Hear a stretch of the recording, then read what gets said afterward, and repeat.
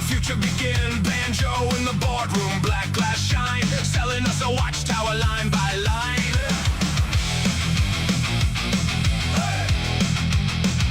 Maps in the cloud and a badge in the feed. Every light up lie, every want, every need. Wallets and rumors in the cold machine, counting our lives from the county to the screen. But the wires get loud when the masks come off. Every hidden thing starts to cough.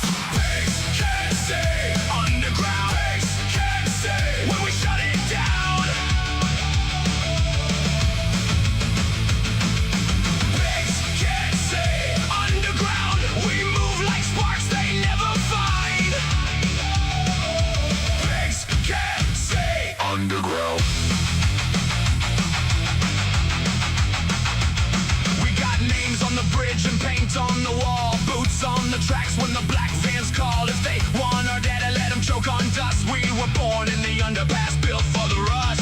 Hear that hum, that's their fear. Every small town lie, cracking clear. Pigs can't say underground. Pigs can't say when we shut it down. Pigs can't say underground. We move like sparks they never find. Pigs can't say underground.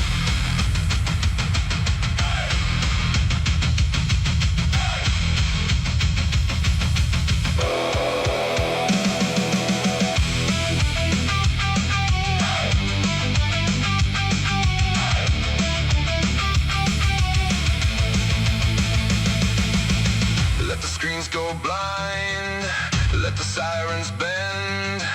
We don't kneel to the feed, we don't play pretend. From the tunnels below to the valley floor, if they build a cage, we build a door.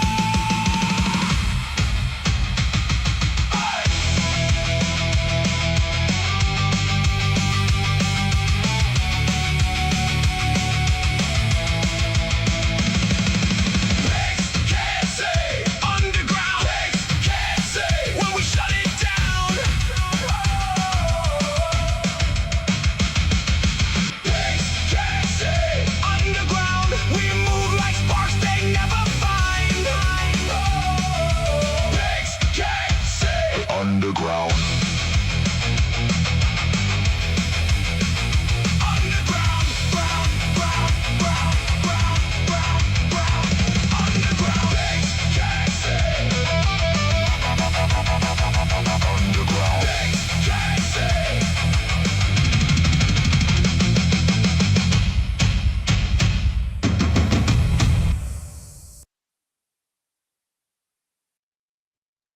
Goddamn right. All right. I fully autismed for the preparation for this episode. So I hope that you hellions appreciate this. All you Korra whores, all you folks out there in the wide world, all the ships at sea, all the true crimians who love to know the deeper stuff. Here's what's going to happen here, okay? You're going to witness me full autism rabbit holing, okay? I have way more information than I want to present about this situation with how Tim Ballard and Sean Reyes allegedly, everyone is to be considered at least legally innocent until proven guilty. Everybody should, everybody should consider everybody innocent all the time, apparently. A lot of it's going to be very insensitive because like my human element has been turned off for like 2 days since I stumbled onto this and went, what? And then ran up the flagpole, and everything about like the Klan and the and the Mormons and Big Brother government, MAGA, come back around. There's a lot to do with with Jeffrey Epstein and the Epstein files. This rabbit hole went so deep, and everywhere you looked, it was like the thing you suspect is like, oh, I suspect this is a thing, and then I go and I run up the flagpole and somebody's like, yeah, that's the thing. You didn't know? And it's like everybody has little bits and pieces of this information about this story. So yeah, let's begin. Some of it's going to feel a little disordered, a little disorganized. We're just going to get into it. All right. Hope you guys like that opening song. I thought that was pretty dope. Spun it off completely as AI generated it. I put more effort into the songs that are actual hymns of the Church of Korihor. Trust me on that one. You don't have to. I don't care. I'm going to bring in a little bit of another website here. Again, my English is not great because I'm like, again, on full autism mode. I tried to medicate, and but I had more research to do today, and so then I took a nap. And so what's going to happen here is you're going to witness me achieve full talking human status at about the part where I'm too loud and talking too fast, about 1 hour from when I took my Adderall, which was about 30 minutes ago. And that's where things will be most coherent. So just like stick around. The rest of the time, it's going to be a little bit. You can you have my permission to laugh. It's going to be a little bit funny how I'm not going to speak very coherently, but I'm going to show you some freaky things. Just a trigger warning. Tonight we're going to be talking a lot about racism. We're going to be talking about Tim Ballard, which means we're going to have to talk about sexual violence stuff, and including related to harm that adults do to non-adults. And so, like, if that's not a thing for you right now, if that's like something you can't handle right now, it's totally acceptable to just like walk away right now. But we're going to start with a story about drugs. And it's going to get freakier from there.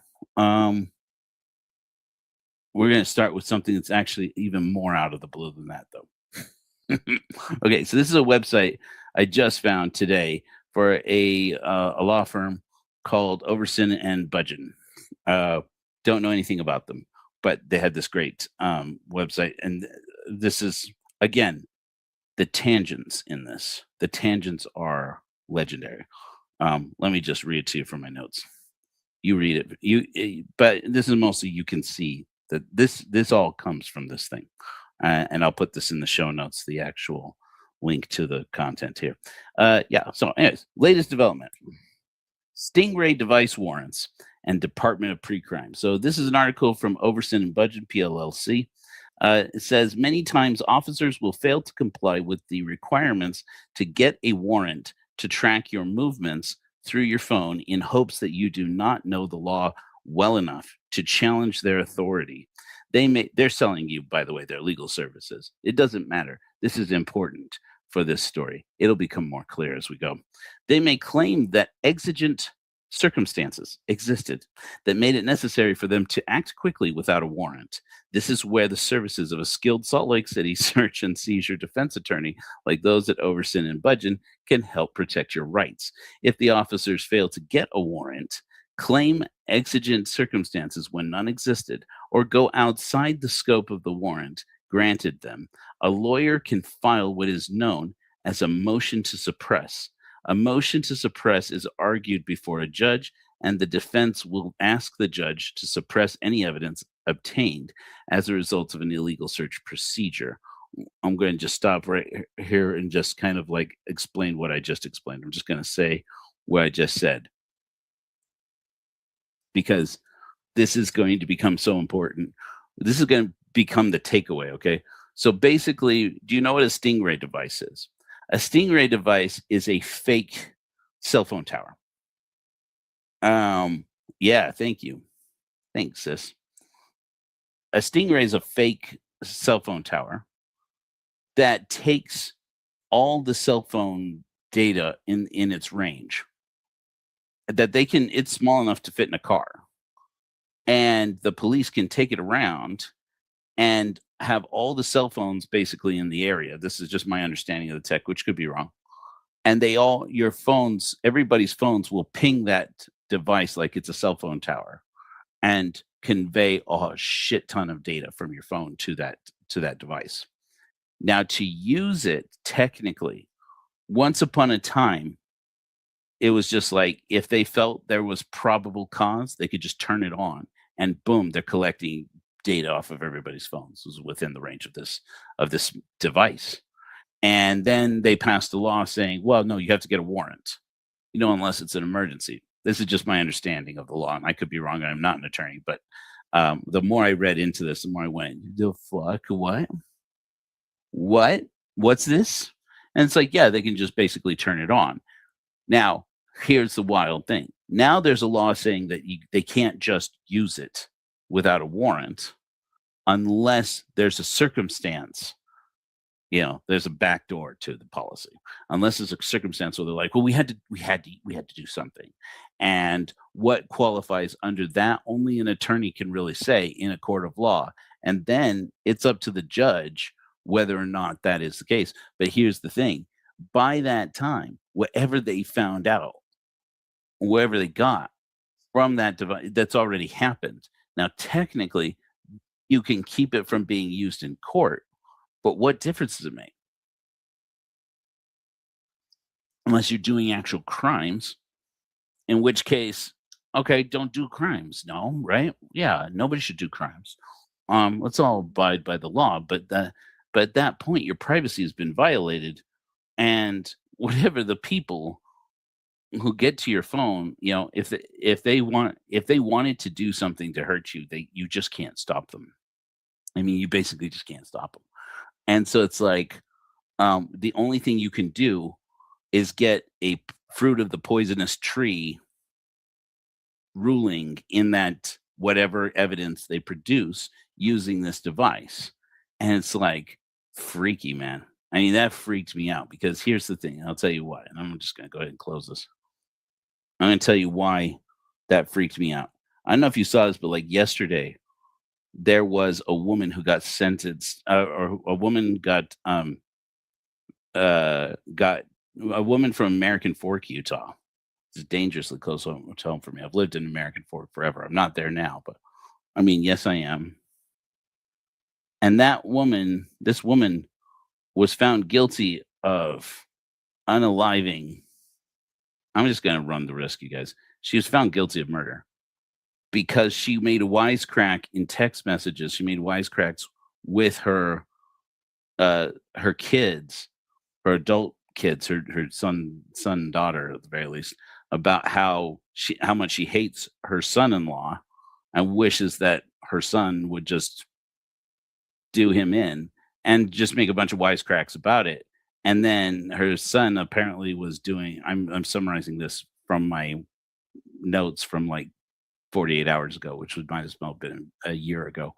And then her son was not sober, and his brother-in-law, his ex-brother-in-law, shows up at the house, and ex-brother-in-law is with us no more.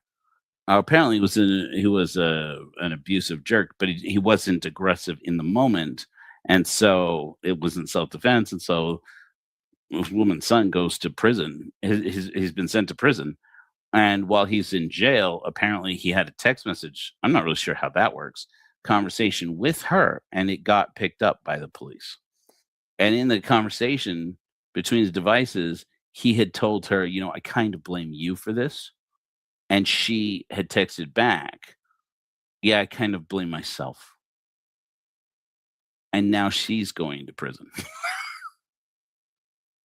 because she's the mastermind.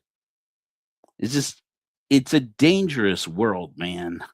And that's what we're here to talk about, because there's a freaky thing that happened in near the end of Operation Underground Railroad, Sound of Freedom, Tim Ballard, Sean Reyes, right when everything hit its peak between 2019 and 2023, when it started just flying apart. There's a company at the center of all of it that was being sold as being literally with the phrase, it's Palantir, but better. Better than Palantir. If you don't know, that's Peter Thiel's company. The billionaires are planning to get even more billionaire and trillionaire off of selling the government everything you do all the time. better than Palantir is anything but Palantir. But this company, Banjo, was pretty awful. Luckily, the guy who created it wasn't terribly good at code, apparently. Not that anybody noticed at the time, because he talked up a good game about artificial intelligence, which may lead us all the way over to Ken Krogh. I don't know. We're going to get into it. And I don't know. And everybody's innocent until proven guilty, etc. Okay, here we go. So let's go ahead and skip over it. Yeah, I already read that part. All right, here we go. Okay. Anyways, let's go back a little to 2024. A former Operation Underground Railroad operative. So this is just 2 years ago, not even 2 years ago, right? Known for being Tim Ballard's like muscle. This guy was caught smuggling drugs from Mexico. And this is the story. Well, we can pull up a story here. Here we go.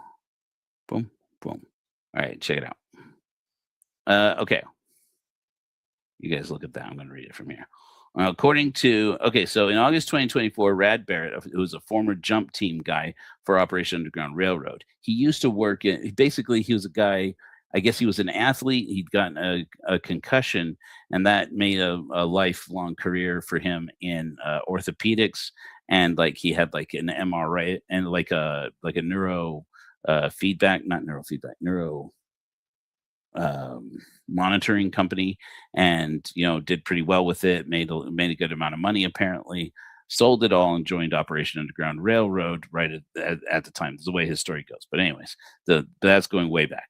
Okay, so that guy in 2024, obviously OUR is like basically not even a thing anymore. He's gone on to do other things with his life and whatever, but the guy's name is Rad Barrett, and he's one of these guys, pillar of the community guy in the whole pull yourself up by the bootstraps, teach a man to fish, and don't give him a fish, because the whole world.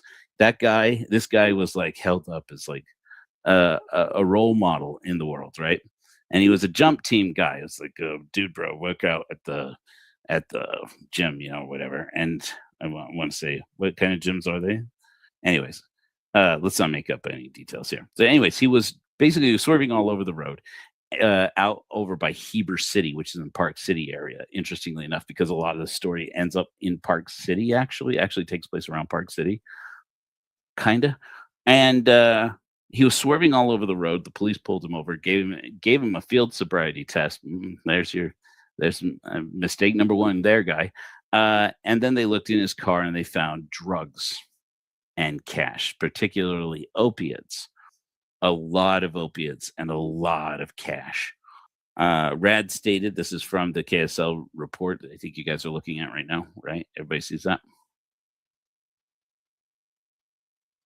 According to this KSL report, Rad stated that he travels back and forth from Mexico to the United States, and due to the large amount of medications and loose cash, according to the police, I believe that Rad is actually distributing these substances, police wrote in the arrest report. It was a few weeks later than this, that Sean Reyes, also from Operation Underground Railroad fame, former attorney general, was attorney general at the time, and Tim Ballard, dude bro, was exposed by his 5-year calendar. I actually may be getting that timing wrong. I'm sorry. We're talking about 2022. In any event, it's important. It's still relevant. This is according to a Tribune article, a review of 5 years of Reyes calendar records. Let me pull up that actual report while I'm here. I told you my autism hard for a bit of this. Stop screen. Share screen. I might vibe code an alternative to StreamYard just because StreamYard sucks so much at so many things when it comes to this. When it comes to how to pull up all the screens here.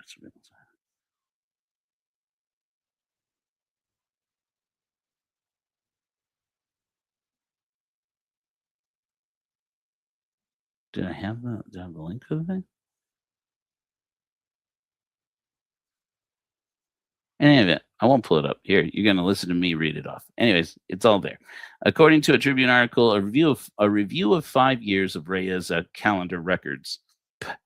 shows how the outgoing Attorney General spent his final embattled term in office, balancing the business of the state while spending time with a cast of minor entertainment figures and scheduling meetings with dozens of business executives, some of whom had landed state contracts. If Sean Reyes is supposed to be intimidated, okay, that the Tribune went out and exposed um, his business contacts, he really isn't in the end, okay? But he did sue Annie Knox, a reporter who managed to get the government to give her his calendar when she discovers that, oh, Tim Ballard basically was taking meetings with Sean Reyes, allegedly at Mac's place that we talked about before, right? This is a place where you can go. It's a bar where you can't get a drink, but apparently you can get a government contract if you're there to meet with Sean Reyes, if you're on his calendar and on his Outlook calendar. And it turns out that on his Outlook calendar was enough meetings with enough people, ranging from foreign dignitaries, celebrities, business leaders in Silicon Valley and the Silicon Slopes, and politicians, enough backdoor deals that he realized that if he was apparent that he realized he didn't want the Tribune to get access to that Outlook calendar. Just knowing who he was meeting with. Interesting side note: the day that the judge, so he sued, and Sean Reyes sued this woman, sued Annie Knox, the journalist, for getting getting access to his calendars, and the case got kicked up into court. I guess probably accelerated. It must have been accelerated, however, or whatever the term is, expedited, not expedited, but yeah. Anyways, and he got by the time the judge actually ruled on it, the legislature, which in Utah works notoriously slow on pretty much everything, had moved so fast on passing a law that says journalists can't just get access to a politician's calendar. That the day that the judge passed down the ruling on this case that says the law says that she can, so she can, and you can't just sue her for doing her job as a journalist. You're going to pay her attorney's fees. And Sean Reyes or the Attorney General, I guess probably the Office of the Attorney General, so I guess us, our taxpayer dollars, went to paying this woman six figures in legal fees because Sean Reyes had to try and throw a monkey wrench to keep this woman from being able to report on his calendar, just who he met with when he met with them. And turns out she was just looking to see how often did he meet up with Tim Ballard. Now that we have like the accounts of Celeste Boris, for example, saying that, oh yeah, I used to, that basically allegedly, as is stated in the paperwork from the filings, the lawsuit, that Celeste Boris's executive assistant said, yeah, I used to meet up at Mac's place, this barbershop / penthouse / club in Salt Lake City, where he met with everybody, but where apparently Tim Ballard and Operation Underground Railroad paid tons of money to keep the penthouse stocked with women and cocaine. I don't know. That's a very ungracious way to say it, but I mean that the way she said it was not entirely unlike that. But she's like women and coke, and so and so Annie Knox and the Tribune, as you would, and everybody else was like, who was he meeting with at this Mac's place, right? Well, it becomes quite interesting, to say the least. So, Sean, my understanding is, and I am not an attorney, and I am not even, anyways, my understanding is that Sean Reyes basically knew he wasn't going to win that lawsuit. He must have known he wasn't going to win that lawsuit, and that so either he or the taxpayer was going to end up footing the bill for this woman's legal fees. And so, but it doesn't care. He just wanted to delay their getting access to who he was meeting with. And it turns out that may have been for pretty warranted reasons, because holy crap, it's like a mountain of crazy information. In any event, back to the story. This is the story. Welcome to Hellfire Agency. we're a mission of the Church of Korihor that promotes critical thinking through true crime. We may, if we get a chance, even take a look at a story that I just recently realized I haven't really released, and it has to do with Kaylin Louder. We should do it. We'll try to get through as much of this racist weird crap as possible, police state bullshit, as fast as possible, so we have time to go through some of my footage. I haven't even looked at it in a long time.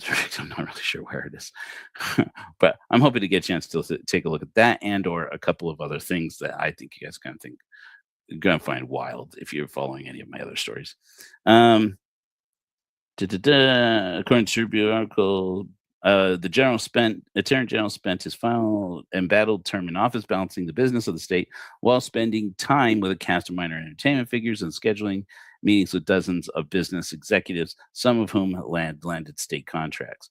Ishan, we already did this. A few days later, he flew to Qatar to watch the World Cup. That's soccer. Here in America, outside the world, outside in the real world, they call it something else, but who cares? It must be nice, jet setting around the world to go and visit with the royal family of a country that we apparently are allies with, and where they torture and torment gay people all the time. But he wasn't flying on the taxpayer dime, so apparently it wasn't anybody's business but his. Wait a minute. Isn't it though? Right? So he was flying courtesy of the government of Qatar, which I mean, honestly, that worries me more. I would rather he was going on a taxpayer dime, frankly. You're going to just go to the 2022 FIFA World Cup to watch the United States lose badly to Argentina and France and like everybody. Yeah. And then the excuse that was given was, well, and the Qatari royal family basically wanted a chance to thank him for consulting with them on the subject of how sports events like the World Cup cause spikes in human trafficking, which, as I understand it, from the very light amount of research I did on it, is the consensus is it doesn't. That people who traffic human beings, they do it all the time. They don't wait for a sporting event. They don't use opportunities like sporting events for it. They use opportunities that are much more mundane. Like, here's a community where XYZ happens, and they can take advantage of it. So it's like, anyways, the point is this.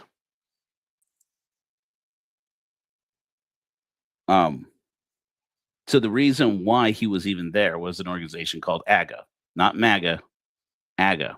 That's the Attorney General Alliance. And basically, this organization exists as a bribe clearinghouse. This is my opinion. This is my analysis as an independent observer. The opinions expressed on Hellfire Agency do not necessarily reflect the opinions of the Church of Korihor. This is what I'm telling you.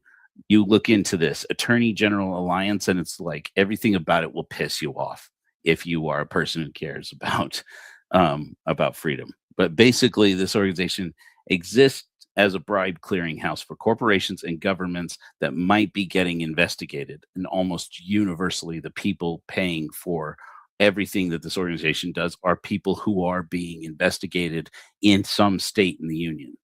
For them to basically get a cash grab and get their money's worth out of AGA, not MAGA, so that basically they can pay a small amount of money. In the case of Qatar, I believe it was ultimately cost them $500,000 for this organization to be able to basically give them unfettered access to over a dozen. I think it was like close to 24 state attorneys general. There we go.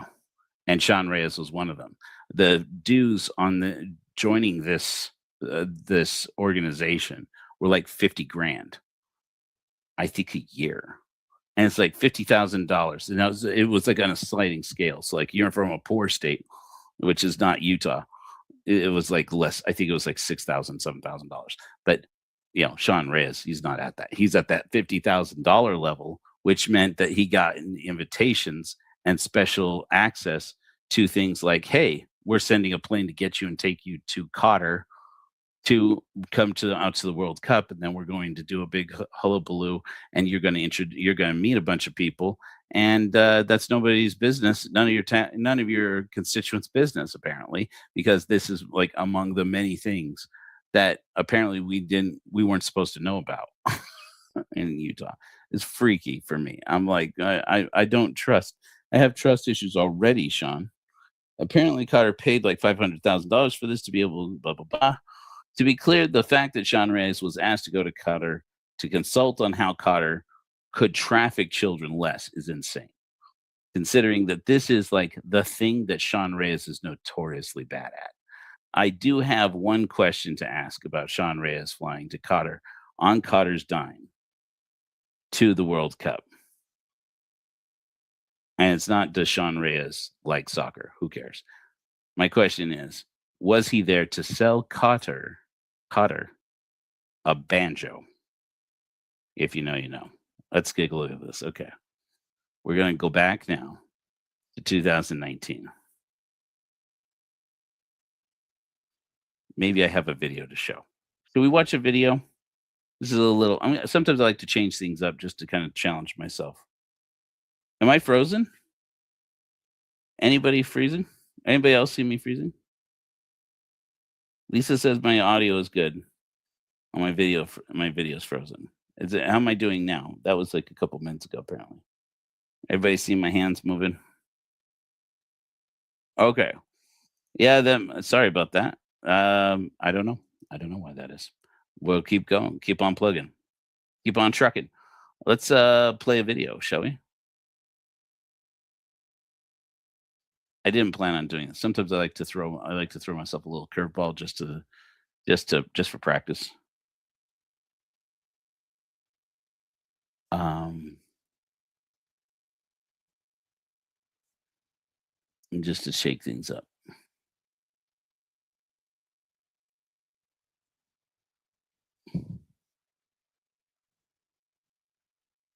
Here we go. Okay, yeah. Here we are. This one.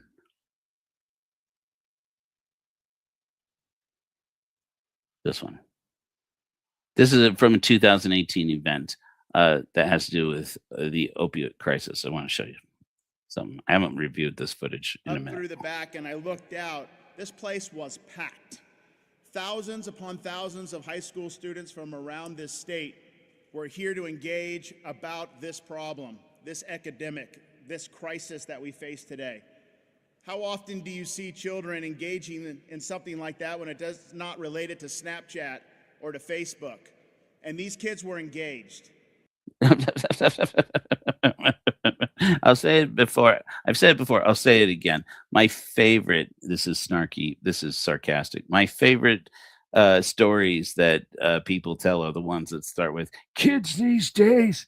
The kids these days with their boop machines and their MTVs and their and their Beyoncés and their badonkadonks. Kids these days. But yeah, we're getting a full kids these days from Mr. Dude Bro with a long beard. If you can't see behind his beard, because who could? Majestic. Love it. If one beard to another beard, dude. You're full ZZ Toppin. Wish you weren't a Klansman. That's not great for me. One beard to another. One beard to another beard. Okay, dude. Don't racism. Don't stop it. He may have actually done. In any event, if you can't see behind his beard, because who could? He has a T-shirt that says banjo. That's it, banjo. And because this is the guy who started Banjo, which is a company that surveils, that provides updated surveillance systems for law enforcement that are upgraded with social media posts. And so basically they claim to be able to, in live time, not real time, because real time is too late. Live time, be able to use AI to track events, basically monitoring social media accounts and like pictures and videos and text that you post that people are posting on social media in time, more or less like traffic cameras. But instead of traffic on a freeway, it's traffic everywhere all the time. And yeah,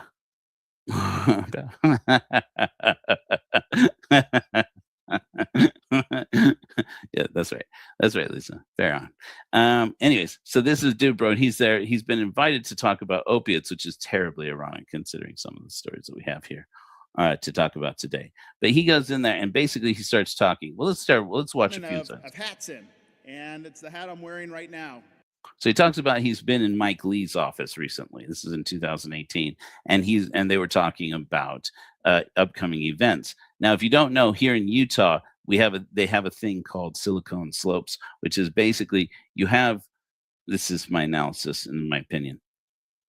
You have companies in Silicon Valley who get tired of paying people, programmers, what they're worth, come to Utah where people will work, apparently, where people will slave away whatever wages they can get working for these Silicon Valley companies, and they call it the Silicon Slopes. And it's like a big event out here. They have a nonprofit organization, of course it is, that puts on an event, I think every year, basically, where it's just bringing together business people from all over the state and all over the country and all over the world to hear these companies, these technology companies, brag about how since they came to Utah, they don't pay as much in taxes as they did in California, and they can get people for a lot cheaper, and they could get houses for a lot cheaper, and they don't really apparently care that means that people who are from Utah don't have anywhere to live.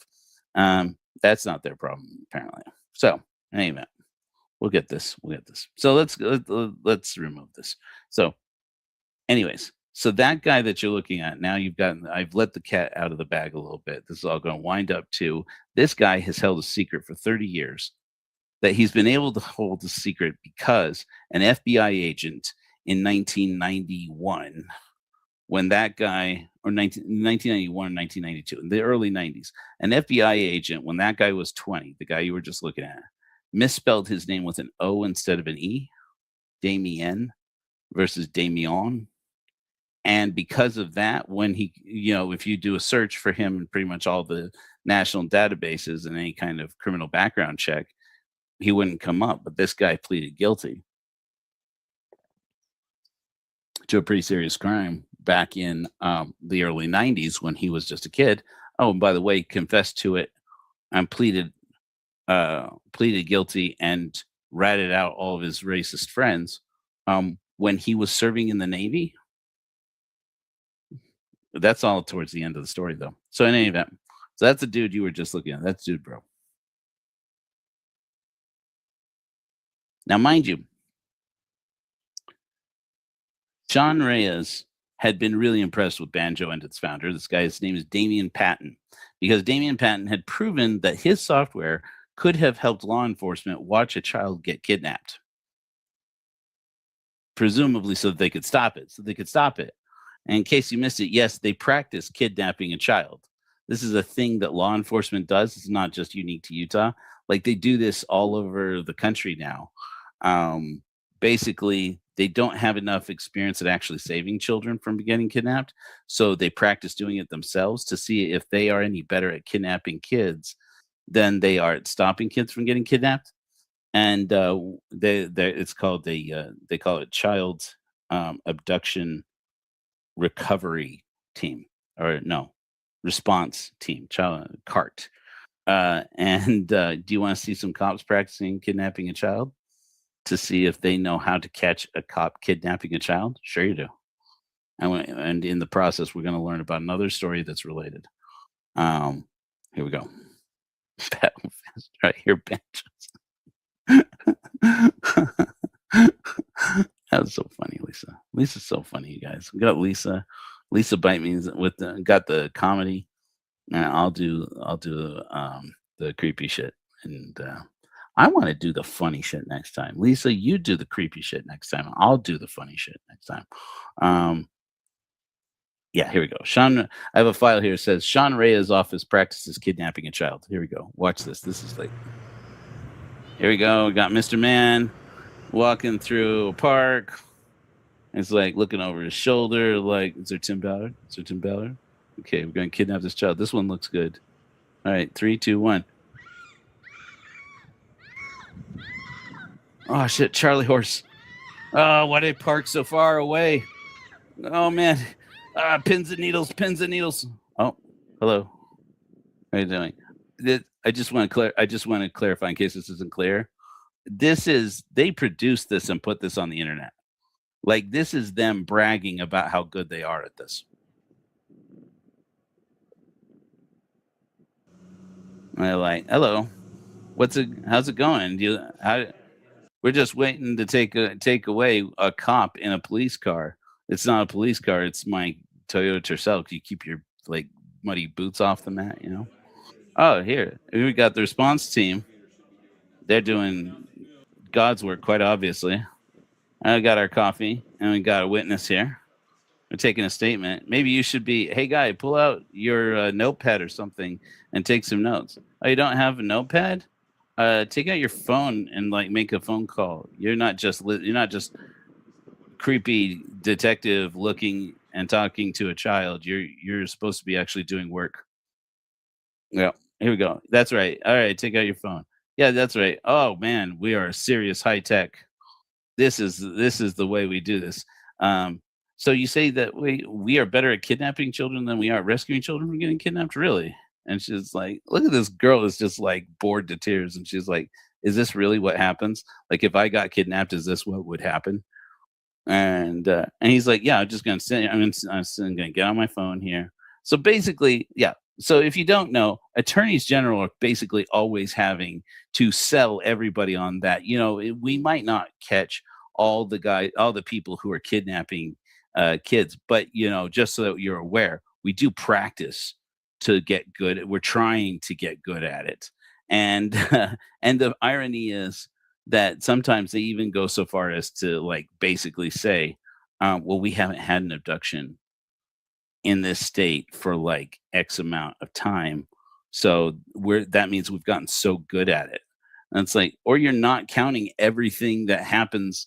It's like, I wish that these abduction response teams, these experiments in having cops show us how they think kidnappings happen, which if you didn't see that, did you see that? Anybody miss that? Can we just do this again? I'm doing this part again. Okay. This is, and turn the volume on. This is how they think that kidnappings happen.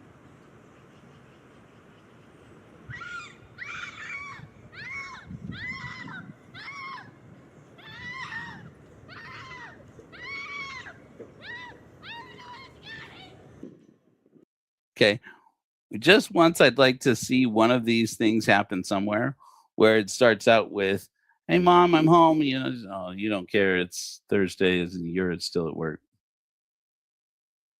Dad, what are you doing here? Froyo, are you kidding me right now? Hell yes, I want to go get Froyo. What? A pillow? I don't need a pillow. All right. You have a pillow? I'll get a pillow. We getting Froyo or not? Don't tease me about the Froyo, Dad. All right. Okay. Go get Froyo. And then like somewhere during the car ride is like, that's mom. Are you going to pick it up? Where? Camping. It's a school night. Are you not going to talk? Ow. Ow. Why would you do that? And it's like an hour later. Now, you give them like an extra hour just to make it fair, just to make the timing fair. Okay, now Sean Reyes, what do you do? Now you're going to need to tell me what you do, because this right here ain't it. This is some sound of freedom shit right here, okay? This is people who sit here and imagine how kidnappings happen who have no idea how the real world works. This is how they think a kidnapping happens. Okay. I'm sure there are occasions where somebody goes, I'm going to go to a park in a suburban neighborhood where everybody has cell phones. And all these white people who have like 6-figure salary jobs and drive cyber trucks, you know, are as soon as their child is out of hearing for like 10 minutes, are calling the police. And I'm going to go and grab one and just drag them across a crowded park, screaming their head off. These are the worst kidnappers in the world right here. Okay. And here in Utah, kidnappings happen. They happen all the time. And generally it is, you know, like recently, a much more apparently more realistic case is mom loves her kids. The kids love mom. She's from Croatia. Your kids are in Croatia with their mom, and or you know, this is a thing that like just happened, and so it's like it did this right here. Sean Reyes and sundry attorneys general from around the world. If the case is not clear, it does not instill us with a lot of confidence that you think this is how this happens. In any event, while we're on the subject. Oh no, that's not. That's a different video. Let's watch this other video. Yeah. We're gonna watch another video. You guys like watching videos here with your favorite horror, right? We're getting to the point. I can feel it in my brain. I'm getting to the human part of it. You're gonna see me transform into a human. It might be very subtle. Sometimes it can be very subtle. Here's why this is important. And we're going to use some hot buzzwords here. I'm not going to. I didn't take time to edit any of these videos because there's so much. So you're going to hear some words that might not be entirely platform friendly. If we drop off the platform that you are on, I'm just going to come right back up. So don't go anywhere. Just come on back in case we get kicked off the live. Off and on in the home there, and okay. So this is this is going to be sensitive. If you're sensitive about harm to children, be prepared for this. That's as good a trigger warning as I can muster at the moment. Utah County Sheriff. Okay, of course, this is going to come back to Utah County Sheriff's Office. In any event, this is the story. Utah Assistant Attorney General has been arrested and accused of possessing child pornography. Utah County Sheriff's deputies served a search warrant on 66-year-old Gary Lee Bell's home yesterday after receiving a tip from the National Center for Missing and Exploited Children back in May. They arrested him on suspicion of 6 counts of sexual exploitation of a minor. Yeah. The footage you just saw that I just showed you of the police practicing kidnapping a child and then trying to test their system. I'm trying to be fair here. What they're trying to do is figure out how long it takes their system to, if they're not in control of all the elements, to figure out that somebody's been kidnapped. And so like while they were practicing that, this guy was working right underneath Sean Reyes at the Attorney General's office. And it wasn't until 2022 that they pressed charges against him because a national database flagged him and said, you realize this guy who worked as a prosecutor in the Attorney General's office under Sean Reyes was at the start, they got him on, he possessed CSAM. You guys know what CSAM is? You just heard what it is, okay? He possessed it. That was the opening of what became what you're going to see here. And we're going to get off of this subject as quickly as possible because it is dangerous. So, okay, let's listen to, okay, so here is, this guy actually works for the sheriff's office. I've pissed them off enough recently, and I am more convinced than ever. I might be a little bit paranoid, but I'm more convinced than ever that they actually are listening to what I have to say. The fact that the whole Laura Amy thing still has me a little bit thrown, but in any event, so apparently Sean Reyes was advised, we know that this guy who worked for you before he retired was acquiring in some way and holding on to CSAM. And this guy worked his job at the Attorney General's office was to prosecute and to protect, to work in services protecting children. That was his specialty. That's like his job. He works specifically. Okay. So at this point, they know, at this point, Sean Reyes' team at the Attorney General's office knows that if this database has flagged him, the media is going to know. So I'm making assumptions here. I fully admit that that's just my assumption. Okay. And so then they immediately claim a conflict of interest. I wonder, and this is going to get really bad here in a second. Conflict of interest, they can't investigate it themselves. They have to hand it off to somebody else. The guy lives in Utah County now, I believe. And so they hand it off to the Utah County Sheriff's Office to investigate. And so that's why you're about to hear what you're about to hear. Specifically in the Child Protection Division.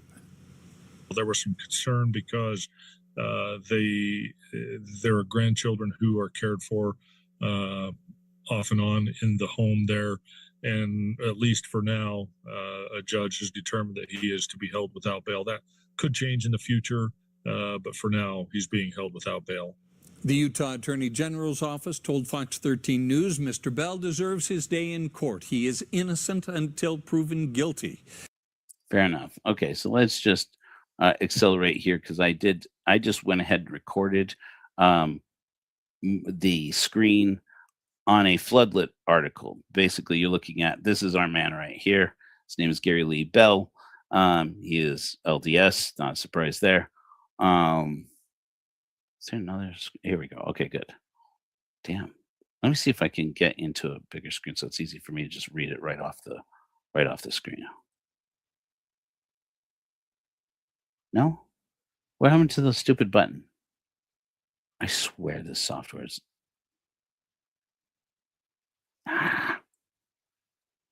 You guys should see what I'm looking at here. It's disgusting. How do we do this again? Why can't I just go full screen? Go full screen if you're gonna. This software sucks. Okay, we're gonna try with this. Okay, Gary Bell, 1958, was an LDS church member, former prosecutor, blah blah blah, pleaded guilty in December of 2022. In 2023, he was sentenced to 1 to 15 years in prison. I can't see everything because this. I really probably should have just pulled up the actual page on Floodlit. If you don't know, Floodlit is a nonprofit organization that just exposes predators, especially in the LDS church, which is disturbing when you go and look at it. Just be forewarned when you go and look at it. Gary Lee Bell was married in Salt Lake Temple in 1986. From 2008 to 2020, Bell worked as an assistant attorney general at the Utah Attorney General's office in the Child Protection Division.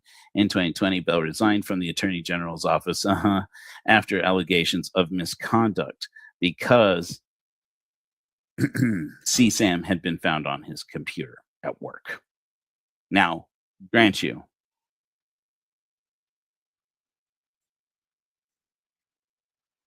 a lot of people get caught with dirty things on their computer at work, like surprisingly a lot. When you're a prosecutor at the Attorney General's office whose job is protecting children, it is disgusting and on such an alarming level. And yet it gets even darker. Let me just see if I can get down to the rest of this.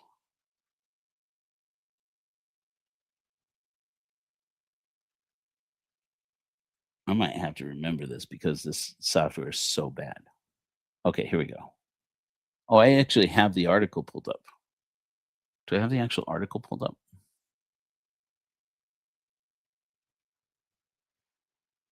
I may vibe code a whole system just so that I can actually do real broadcasts because this software is such balls.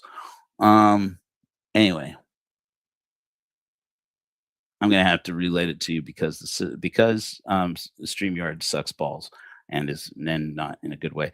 Yeah, I'm just gonna have to tell you the story. So basically, this guy Gary Lee Bell, they found CSAM on his computer at work in 2020 while he was working for Sean Reyes' office.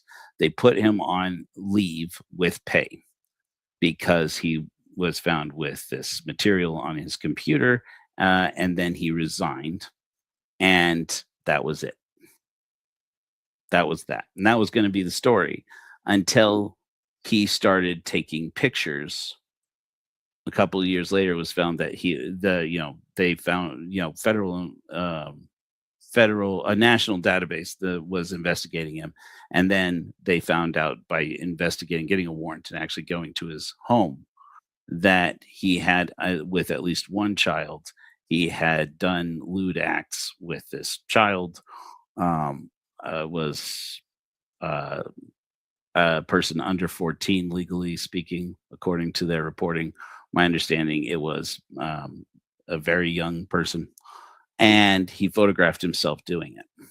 And then who knows what beyond that. And then it turns out he'd had a pattern of this kind of behavior of some kind dating back to 2020, at least, when he was put on administrative leave. That's when, with pay, that's when they found out, oh, this guy who worked for 12 years in the Attorney General's office was basically fired, not fired, soft fired, because they knew he had CSAM on his work computer. And Sean Reyes' office is like, hey, Utah County Sheriff's Office. And Mike Smith's people are like, what the and then like nothing really was happening with it for like the longest time until finally the media was following up close enough on it that they basically had to crack down on it. Nobody knows how long this guy was getting away with it or how much harm he did. And this was all under the nose of Sean Reyes, who supposedly has this gift of discernment. Let me just pull this up here.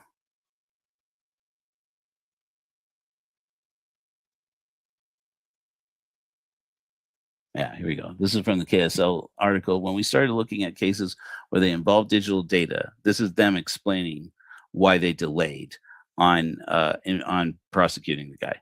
When we started looking at cases where they involved digital data, any sort of data, or several devices, or even some particular devices, we can't just open those up and with a couple of keystrokes see what it is that's on there. He explained. This is Moffat, the guy from the sheriff's office, I think. Most of these files, without getting into the nitty gritty of things, a lot of them are protected. A lot of them are encrypted. We also have a search warrant process we have to go through, which is wild because I just opened this starting out to explain to you that they can turn on, they have a Stingray device that the police have. They can just like walk down, they can just drive down any street, decide that they have, cause, reasonable, or what do they call it? That they have cause to turn this thing on, and it deceives all the cell phones in the area into thinking that it is a cell phone tower and starts collecting data off of them. And the law was written to prevent police from abusing this technology, saying that they can't do that without a warrant unless it's an emergency. But if it's an emergency, there's no process to say, oh, turn it on, it's an emergency, get information, then continue your investigation. There's only a process, basically, as a legal remedy or legal recourse to say, you use that Stingray device to get that information. What? No, you did use a Stingray device to get that information. And whether it's location data or whatever, cell phone data, text messages, whatever. And like I said, there was a woman who texted her kids a joke about unaliving her son-in-law. Then one of them did it. And then they text messaged each other while he was in jail. This is the way I'm remembering the story off the top of my head. Just barely happened this. That they discovered that all he did is say, I kind of blame you for this because of what you said in that joke. In that, because when I'm not sober, I tend to take things a little too seriously, take things too far. And she just responded with, yeah, I kind of blame myself too. And now she's going to prison. And it's like, all they have to do is turn it on. And then you have to prove basically that they got that information using this device, so that you can prove that's fruit of the poisonous tree. You can't use anything came out of their turning that device on, but you have to know that they turned that device on. And in addition to that, otherwise they have to get a warrant. I was watching this news report. I didn't capture it, but there's this news report that just came out where this journalist went through and said, these are the warrants issued by their warrant judge on turning the Stingray device on. And she just like takes a stack of warrants. It's just like, just keeps going and going and going. She's like, that's okay. You have to get a warrant to do it. They got a judge. That's basically all they do. That's, and so it's like crazy. Anyway, so that's where we are. So the state, we live in a digital police state. This is a personal opinion based upon my observation of things I see as being objectively true. And they've been trying to perfect the system so that they can actually use it. I do believe that in good faith, law enforcement, especially here in Utah, has been trying to prevent harm before it happens. That it's kind of Department of Pre-Crime, it's kind of like, how do you track this behavior when, and especially when a guy who works in the child protection department under Sean Reyes, who has the priesthood of God to be able to discern, and the gifts of the Spirit to be able to discern, because he was a Mormon bishop, by the way, that there, when somebody is a bad person, that guy apparently for years could have been doing, causing harm to the people he's supposed to be protecting, and nobody even inside of his own department knows it. And so, that's where we are with that. So Sean Reyes' story was that his office basically had conducted one of these carts, one of their regular child abduction response teams, and that they had used this software from Dude Bro that we were looking at a moment ago, Damien Patton, and his company Banjo, which is no more, or might be in another form, and who knows what's going on with that. I'll tell you what I know. You take it from there. And this company started by Damien Patton was they had used this company Banjo, and they said they were able to reduce the amount of time that it takes to recover a child abducted down to mere minutes as opposed to hours, even though it took them, apparently they spent all day getting through the process all the way down to arresting one of their own, who is just an actor. They use some that are like, some people, I think there are volunteers, some are paid actors, and then some are just police who are, this is your job today. It's a field trip for them.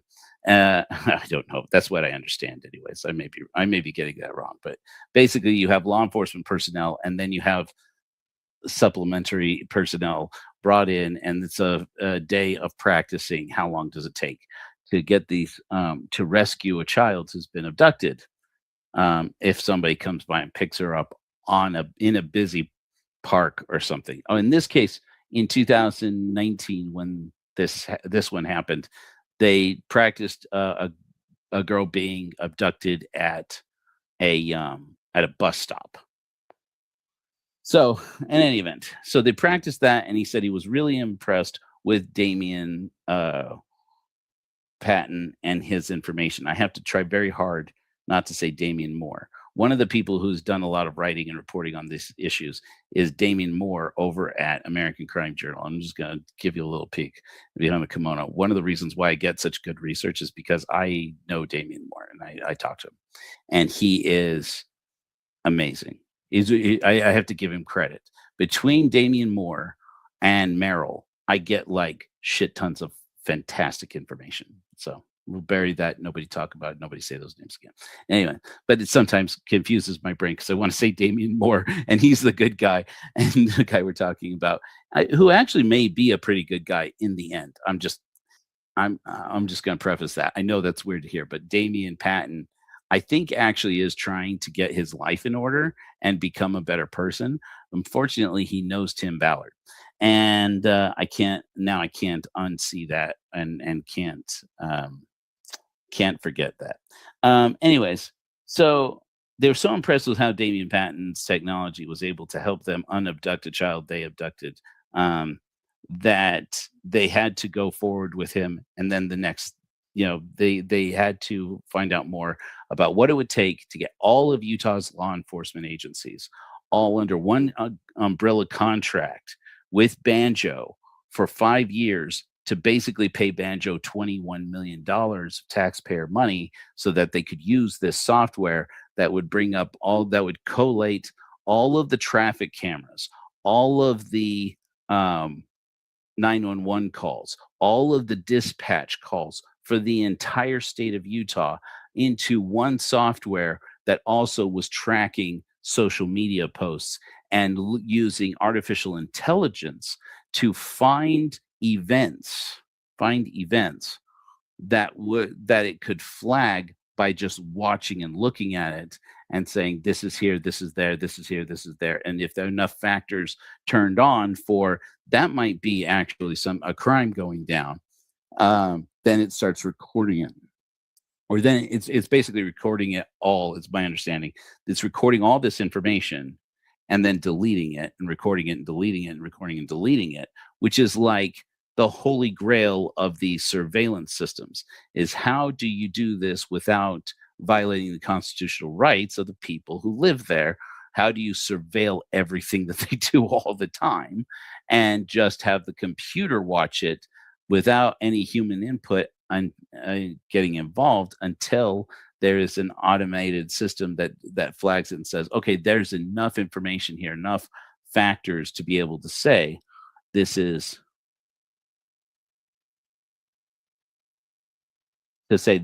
that there's a crime going down. Sorry. I really hate this software. I'm full on frustrated with the software right now. Sorry. Here we go.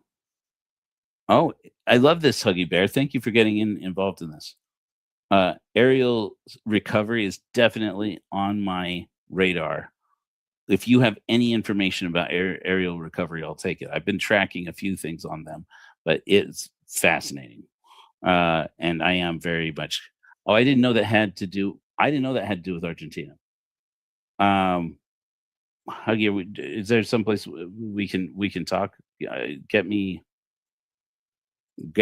more info. Spencer Cannon quit. You guys get me good info. Why are we not talking somewhere else? When the app goes live, we're going to have long conversations, you guys. We're gonna have good conversations. The Corahor app is going to be legendary, guys. I'm getting back into it now. I had to take a little bit of a break for financial reasons, but I'm going to get back into it. Anyways, so here we're going to keep going from here. All right. So the TLDR basically on Sean Reyes and Banjo comes down to this. Okay, so the 2019 cart, that wasn't true. That story was bullshit. It seems to me, anyways. Here's how it really happened now that we have the calendar. Now that Annie Knox was able to get the calendar, and there was some good reporting on this. Let me pull up the reporting in the Tribune.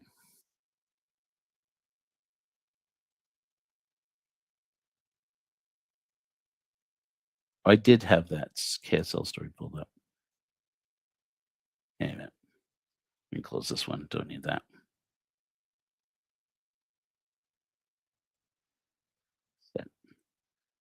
Anyways, we'll just keep going from here. Basically, this is what happened. So Sean Reyes would meet with business people, like I said, apparently oftentimes away from his official office at a place where dudes can wear their beards long, not order any booze, get their hair cut, and according to Celeste Boris, Tim Ballard's assistant, Tim Ballard allegedly hooked up Sean Reyes with women in booger sugar in a tit-for-tat arrangement to keep the law on OUR off of OUR's back and Tim's back. And that's according to Celeste Boris filing from the lawsuit that has apparently been thrown out in any event. But nonetheless, it did file. You guys, most of you probably saw it. and we've talked about it before. Everybody is innocent until proven guilty, and these are all allegations. But in any event, when it was discovered that some of the meetings, like the ones with Ballard, were apparently on the Microsoft Outlook calendar that Reyes' office kept for him, the press tried to get those calendars, and Reyes actually sued them to keep them from coming out, like I was talking about. Now, one of these, an appointment in 2019 that Annie Knox and the people over at the Tribune discovered was this meeting with this guy Patton, Damien Patton. I really wish one of you's got to change your name, Damien. When do you have to change your name? Okay, call one of you Weird Beard. Shall I randomly select? Damien Patton, you are now Weird Beard. Okay, so Weird Beard. Nobody expected for Weird Beard to be involved in the Klan. Well, at least that I know of. But then I probably should have. In an article from the Tribune, let's see. Let me just pull up the link here.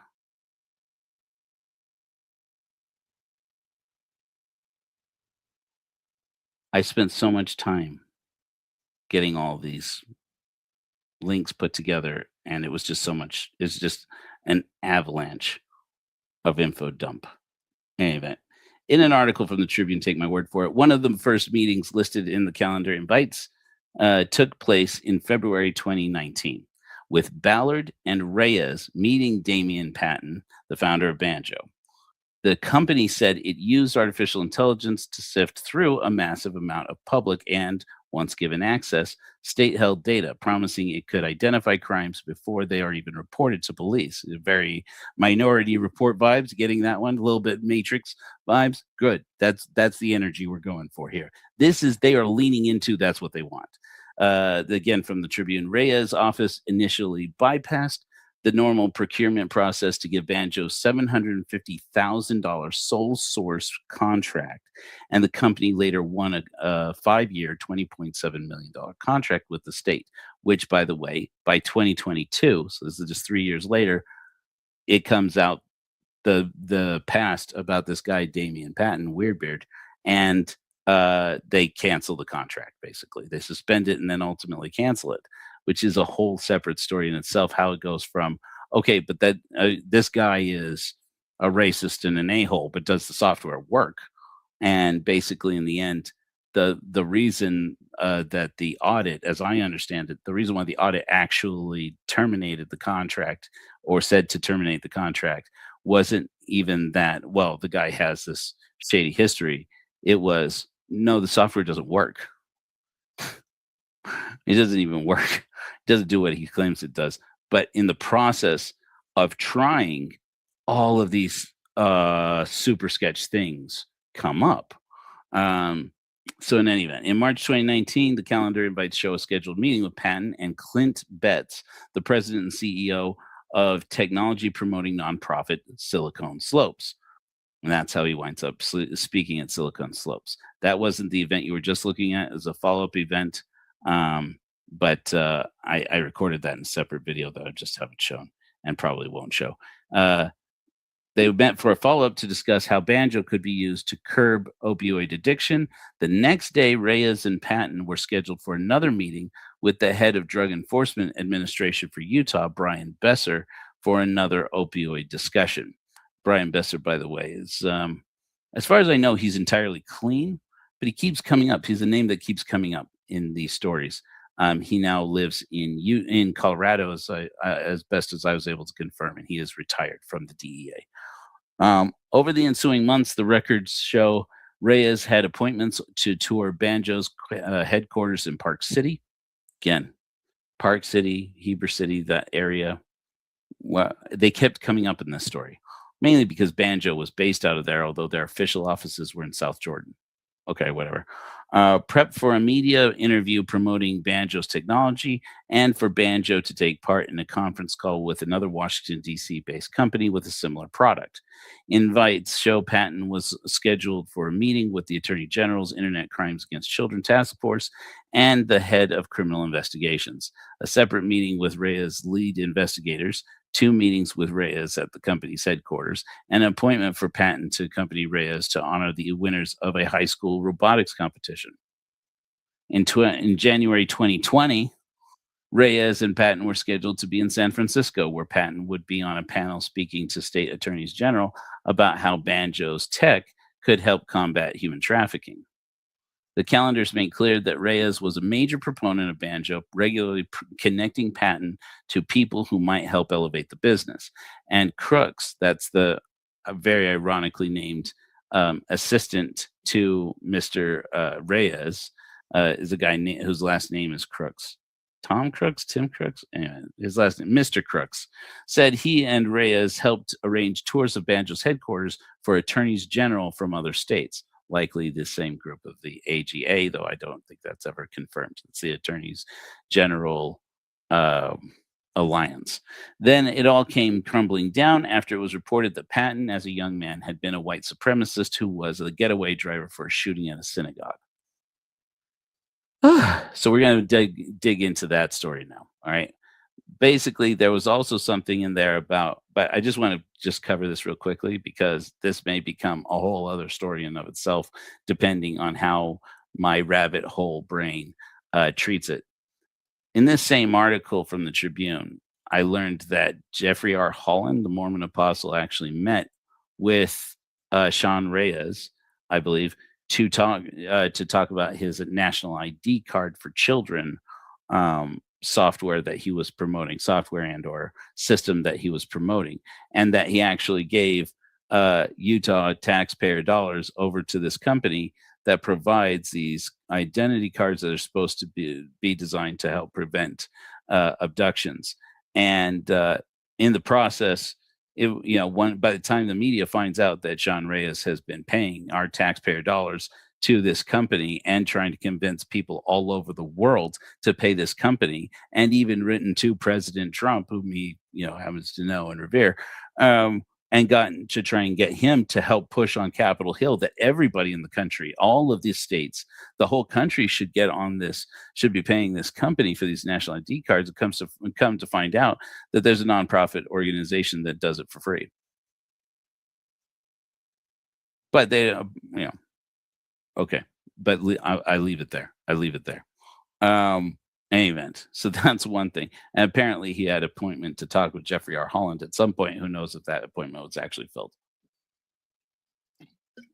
Where they were talking about that same system. Was the Mormon Church going to do it? Does this have to do with Gardy Marty? These are the questions that percolate in my brain while this is going on.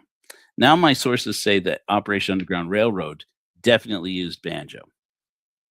I won't say which of my researcher friends said this to me, but said, yeah, no, this is just well known that Banjo was the system that OUR would use and claim to be able to track all of these things that were happening, all of these vulnerable children, and pull off successful operations. Allegedly, with at least one person on their team who may or may not have been smuggling drugs from Mexico at the same time. Who knows? Maybe that's only a recent thing. Maybe he just barely picked that up. Maybe it's because he needed money. Maybe it's, I don't know why. I don't know. I don't know what I don't know. But it's interesting that all the time, apparently, it does seem like Tim Ballard hooked up Sean Reyes to this guy and Banjo. And before we go into who this guy is, Weirdbeard, Mr. Patton, I find it interesting to discover, as I understand it, this guy's Tim Ballard's same age, and he grew up in Los Angeles, in the Los Angeles area, which Tim Ballard did also. I don't know. After a lot of rabbit hole digging, I don't know how Tim Ballard knows this guy. Maybe he met him at the same time that he was invited by Sean Reyes to this meeting. That's the earliest date that we know, except that from my understanding, by that time, by 2019, OUR was already using Banjo. And the guy, I don't think we'll cover this later, I'm just going to mention it real quickly. You remember the Boston Marathon bombing?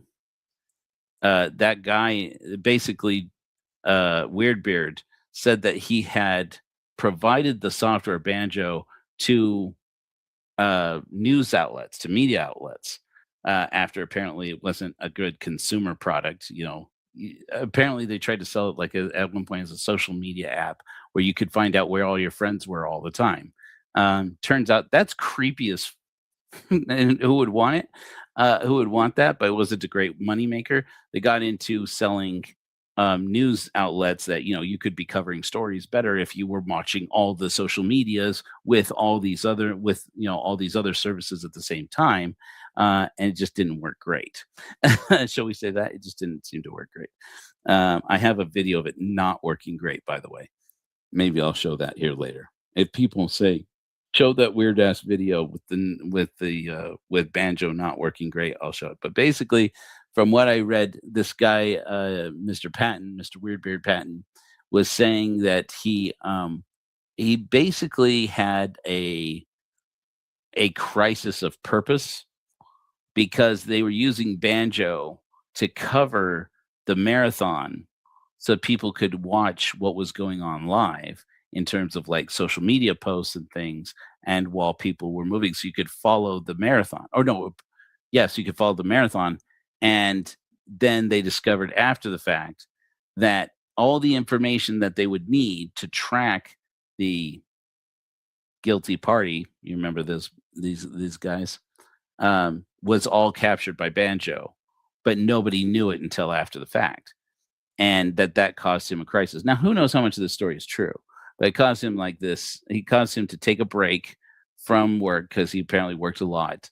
Oh, by the way, I went through Glassdoor filings for this company, and it's startling. I have it on my phone. I didn't have time to load it up. But basically, you have tons of 5-star reviews that look pretty planted on Glassdoor. I don't know if you know about Glassdoor, but Glassdoor is supposed to be a way for employees to rate their employer. And then it becomes like a place where, wow, this actually hurts our company because pretty much everybody hates their work. And so you wind up with a whole bunch of employees who suddenly feel very motivated to give a 5-star review about how much they love the CEO and they love the company and they love the blah, blah, blah. And so it's like this whole other economy of, you're going to give us a 5-star review. You like your job, right? You're going to give us a 5-star review. Allegedly, I'm thinking this in my head. It's my opinion. It may not be true, but I read some reviews. And they're there counteracting the 1-star reviews. And the 1-star reviews of people working at Banjo, including after it closed its doors when this story that you're about to hear about came out, they closed their doors, Banjo did. And a company registered to the same address started up the next day called SafeX AI, which is like the most reassuring name I think I ever heard. But that's not even the whole of it. You're gonna go down the rabbit hole with me here in a minute. But basically, it's the same company, and it's SafeX AI that now, like, you look up Banjo's Glassdoor reviews, and the company that is responding and the company you're looking at says SafeX AI. So basically, they rebranded as SafeX AI, and it's one star review after another. People saying, if you don't belong to the CEO's family or his religion, there's no opportunities for you here. However, they do pay above market value. And a bunch of reviews that said things like, they expect you to work, including weekends, 24 hours a day. You are on call, whatever they want, whatever they need. And a bunch of reviews that said, at least a couple of reviews I read that said, this company doesn't know what it does, and it doesn't know what it's going to do now that everything has changed because our CEO left. Because in 2022, Weirdbeard Patton resigned, saying that he didn't want after the story that you're about to hear about. So, in any event, all of this is happening with this guy that, for all we know, I don't have anything other than suspicion. It is only my suspicion that the real reason why Sean Reyes is doing things like going to Qatar to watch Americans lose at soccer is that he's selling foreign governments even software and services like what is now apparently SafeX AI. I don't know that for a fact. I'm plain saying I don't know that for a fact. I'm just saying the reason why he sued to keep these 5 years of calendars from falling into the media's hands appears to be because of all the myriad number of companies, especially tech companies, that are supposed to specialize in preventing harm to children, that are that exist in very varying levels of validity in terms of the claims of what they can do. And I'm just saying only the ones that I hear about or am reading about seem to all be pretty sketchy from what I understand. Either overpriced or they don't really work. Any of it. Mike Lee is very, very close. Well, Huggy, you bring up some things, man. You bring up some things. Yeah. Let's just go into the story. let's read some of the story. Because this gets interesting. So, this is basically there was a Medium article that came out and a Vice article that came out, and then some following up reporting on this, on who this guy is and how this all came to be. That this guy who had 30 years experience, where he had worked in the Navy, he had worked for NASCAR as like as a mechanic in like a pit. Anyways, yeah, no comment. Had worked in law enforcement, and including working as a crime scene investigator, and then went on to teach himself, according to his claims, and I have no reason to doubt it. Taught himself how to code. Went to Google with an early version of Banjo, where he signed up for a contest, one of these hackathon contests, where you could win a grant if you can show that you had thrown together some, new software. Because Silicon Valley doesn't have any original ideas. It's like Hollywood. It's like it's like the place where good ideas go to die. And then it's like, so they have to actually get people from all over the world to come in with their bright ideas and say, like, we'll give you Silicon Valley money if you'll come in and bring us, like, what are you guys coming up with out there? And he apparently won one of those competitions, got some money put together that eventually becomes Banjo, which apparently is now SafeX AI.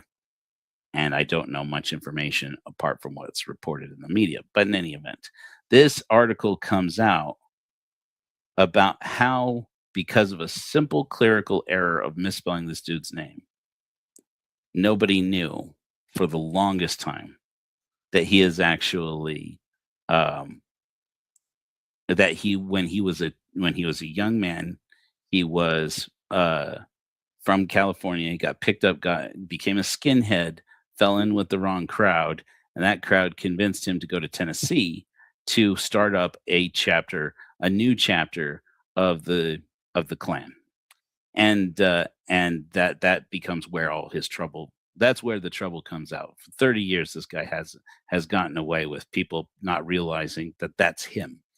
Let's go ahead and open this up.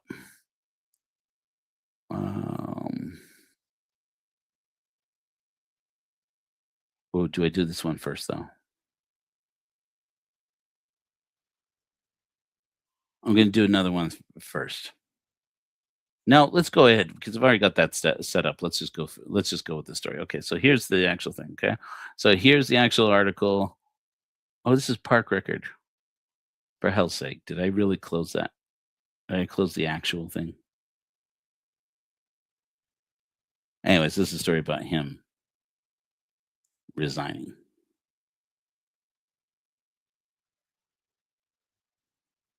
Okay.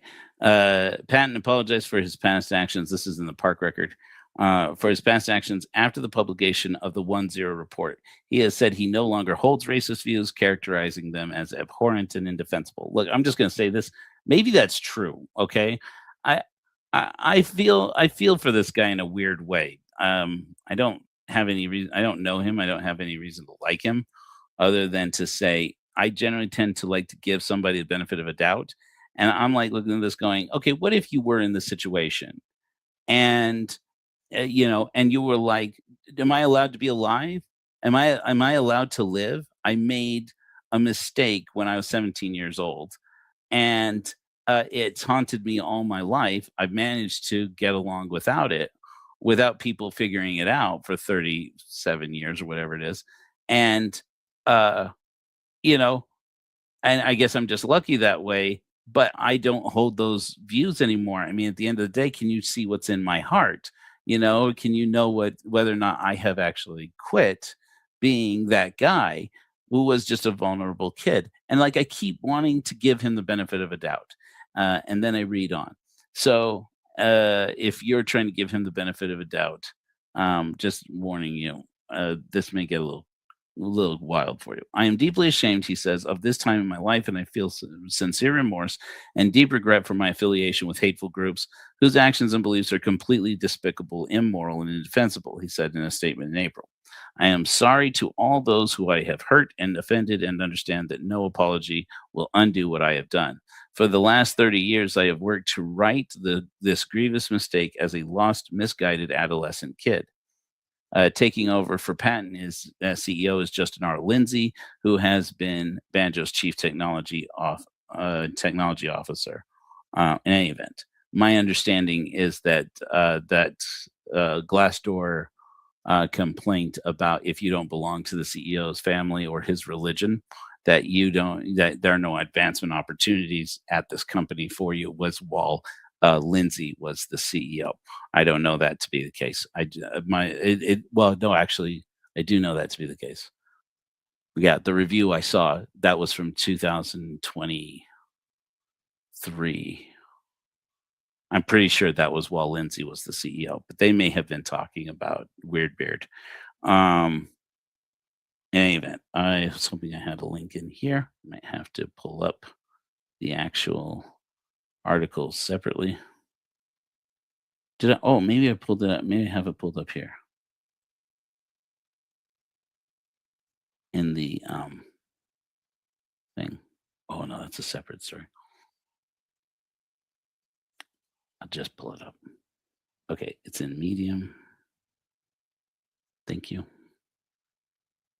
I had all of this pulled up on my computer, and then I had to close that window. Okay, this is the story that pretty much broke Banjo as far as I can tell. I don't know that to be a fact. It definitely caused Damien Patton to resign. Who are you, Tabs? Okay, here we go. So this is an article. This is by Matt Stroud. I guess the channel or the blog or whatever it's called is called 10. 10. Wait a minute. That you should be looking at it now. Let me just double check, because sometimes it says we're looking at it. It's not. Okay. CEO of surveillance firm Banjo once helped a KKK leader shoot up a synagogue. Some documents reveal Damien Patton, CEO of SoftBank-backed Banjo, admitted to being a skinhead in his youth. In magazine profiles and on conference stages, Damien Patton, 47-year-old co-founder and CEO of the surveillance startup Banjo, often recounts a colorful autobiography. Okay, so I'm just going to skip on past this. Basically, like I told you, he grew up in Los Angeles.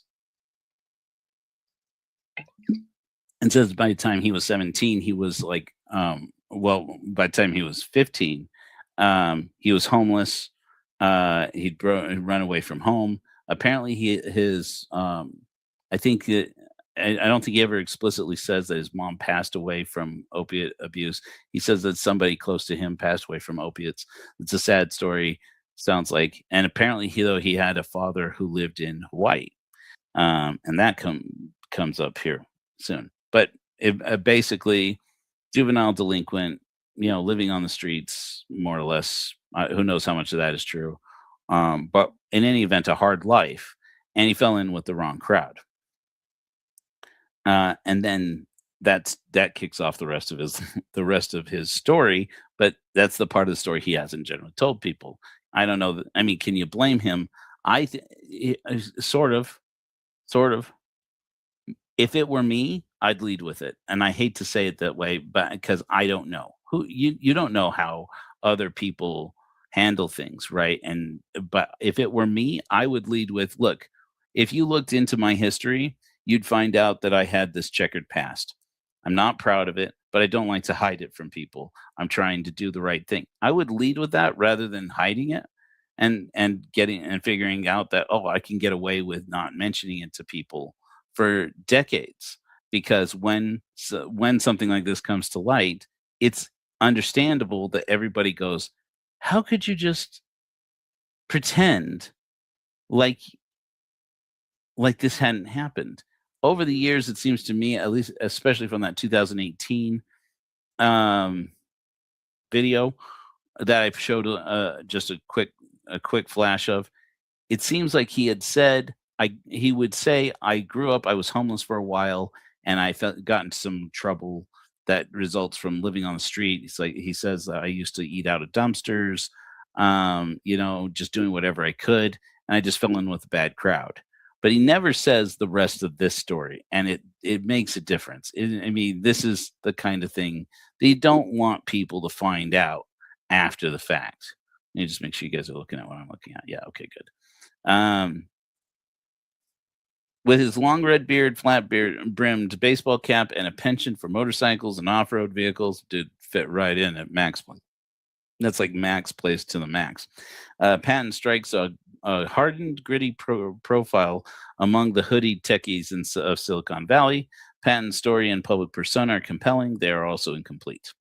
Documents available to the public and reviewed by 1-0, including transcripts of courtroom testimony, sworn statements, and more than 1,000 pages of records produced from a federal hate crime prosecution, revealed that Patton actively participated in white supremacist groups in his youth and was involved in the shooting of a synagogue. In an interview with 1-0, one of the people involved in that shooting confirmed Patton's participation.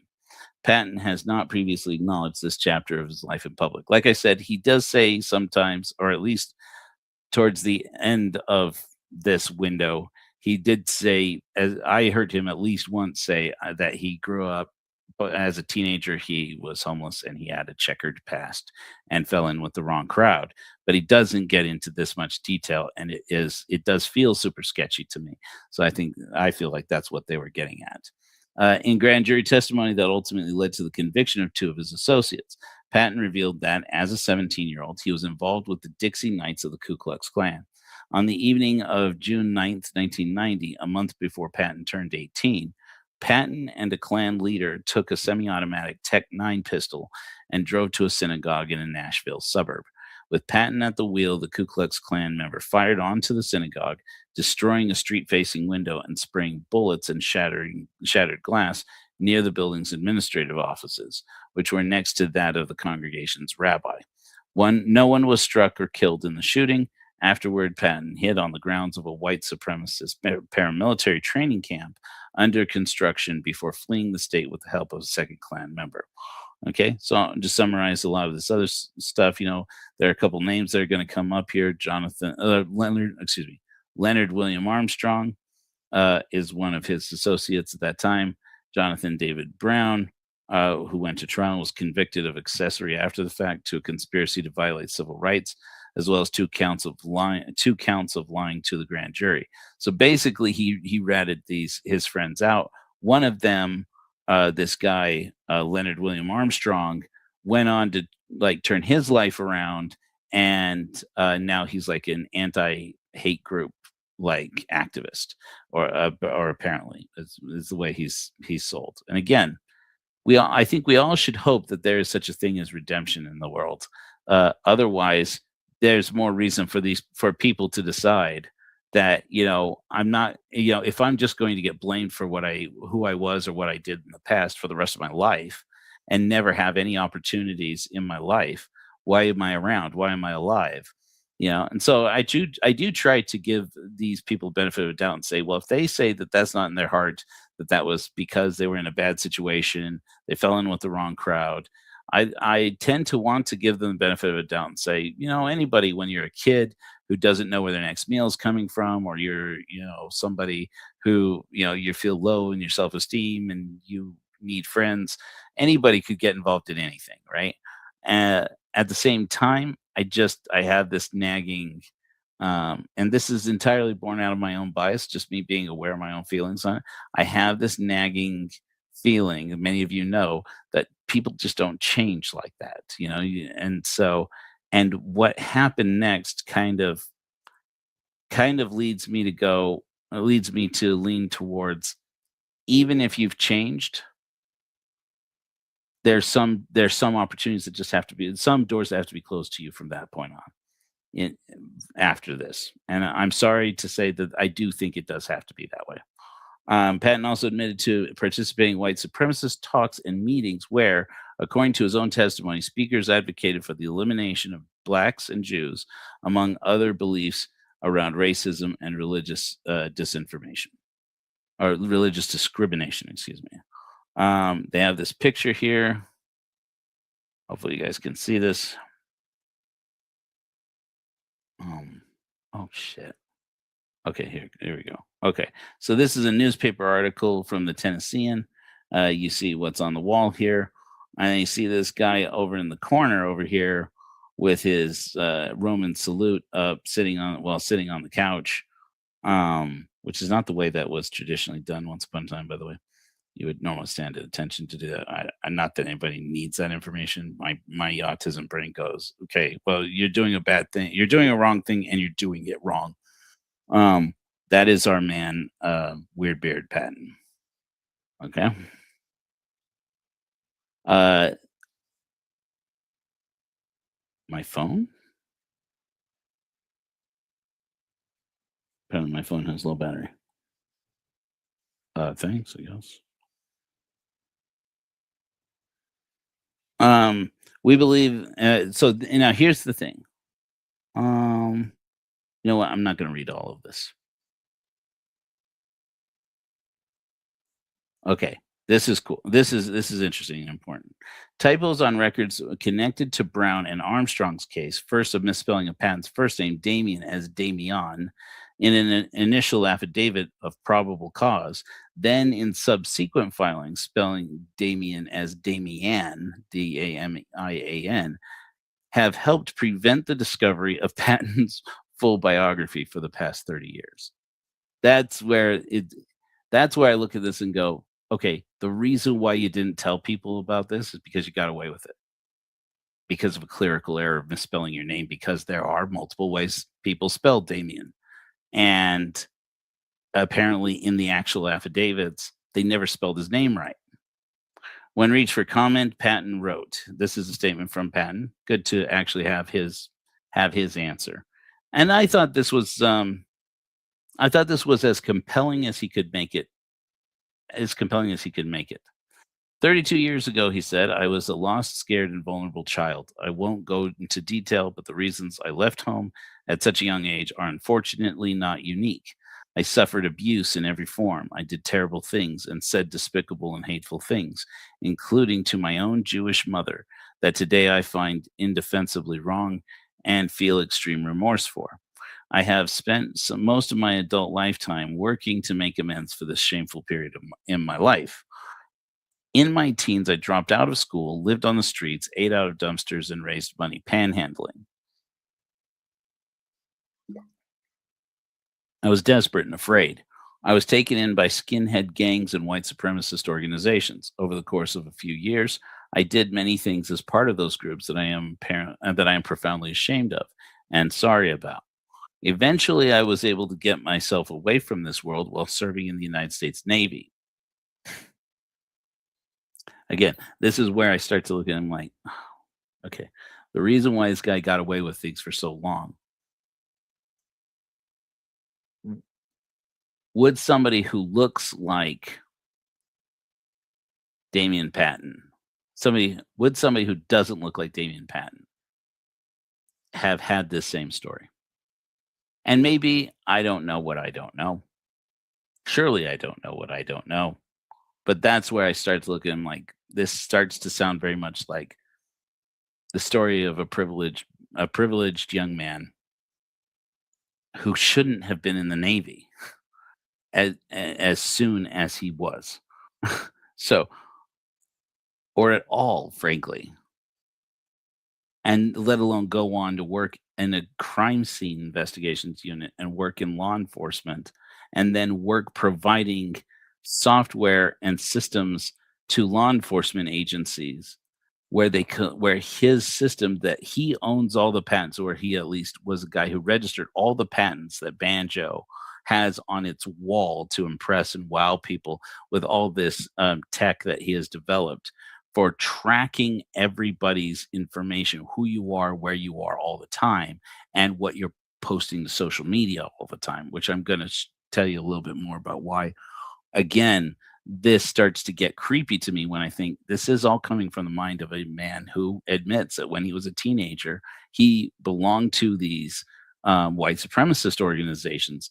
And just, it's like, I want to believe you when you say, but I'm tracking who you are, what your demographics are, or whatever other information you're posting on social media. I'm tracking traffic cameras. I'm correlating all that data with 911 phone calls and all this other information to make up for what I did when I was a kid. And it's like, but you didn't tell people that that's what it was, which makes it feel like, do we trust you? And I don't think that you have much leeway to be angry or hurt or play the victim if somebody says, dude, this is all what we're finding out about you is that you had this past and then you hid it because you could. You hid it because of some factors of luck and some factors of frankly systemic privilege. That's what I'm looking at, and that's going to become more clear if we get a chance to go to the other article here. Since then, I have tried and failed to completely accept and come to terms with how I, a child of Jewish heritage, became a part of such a hateful racist group. One thing I have done through therapy and outreach, I have learned to forgive that 15-year-old boy who, despite the absence of ideological hate, was lured to a dark and evil world. To a dark and evil world. For all those I have hurt and that this revelation will hurt, I'm sorry. No apology will undo what I have done. I don't know him. That seems sincere. If that apology is sincere and that that confession that he has had to believe that he could forgive this wounded part of himself that is that inner child, that's the spiritual work that we do at the Church of Korihor. And so I choose to believe that it's possible. I do have that doubt that says, people don't really change that much. But at the same time, like I always say, if you're going to give yourself a reason to go on and to believe that life is worthwhile, you have to be able to say, even if change is not likely, even if change is never entirely clean, I have to believe that I can change. I have to believe that I can become better. So I'm willing to give him enough benefit of a doubt to say, well, apparently he hasn't done much or anything apparently in terms of getting involved with these hate groups since then. I don't know this person's whole life. I don't know. I barely know as much as I'm telling you. Apparently, the night shift started with my job. Not a job, but like, oh, hello. Just checking for emergencies. Oh, that was from earlier. Okay. We're good. So, if he's trying to make up for it, great, but why be secretive about it and why be aligned with the likes of Tim Ballard and Sean Reyes for it? I'm sorry, but that has to come into play for me. Banjo emerged out of 2 Bay Area hackathons in 2010. We've told that story. In May 2015. Oh, hold on. Yeah. In May 2015, SoftBank invested $100 million into Patton's Utah-based company. Other investors include Blue Run Ventures and Balderton Capital. Banjo now employs nearly 200 workers and maintains offices in South Jordan and Park City, Utah, Washington, D.C., and near Menlo Park, California. We essentially do what Palantir does, the lobbyist said. This is the lobbyist that he works with. So let's go and accelerate this whole story because we've done a lot of this already. Boom, boom. Yeah. According to notes from Salt Lake Valley Emergency Communication Center's Operations Board meeting in the summer of 2019, a banjo lobbyist once compared the company to the secretive surveillance company Palantir. We essentially do what Palantir does, the lobbyist said. According to notes, we do it live. And a lot of this came from the stuff. So we're just going to look real quickly at the actual offensive thing that happened in his past. We're just going to look at it real quickly here.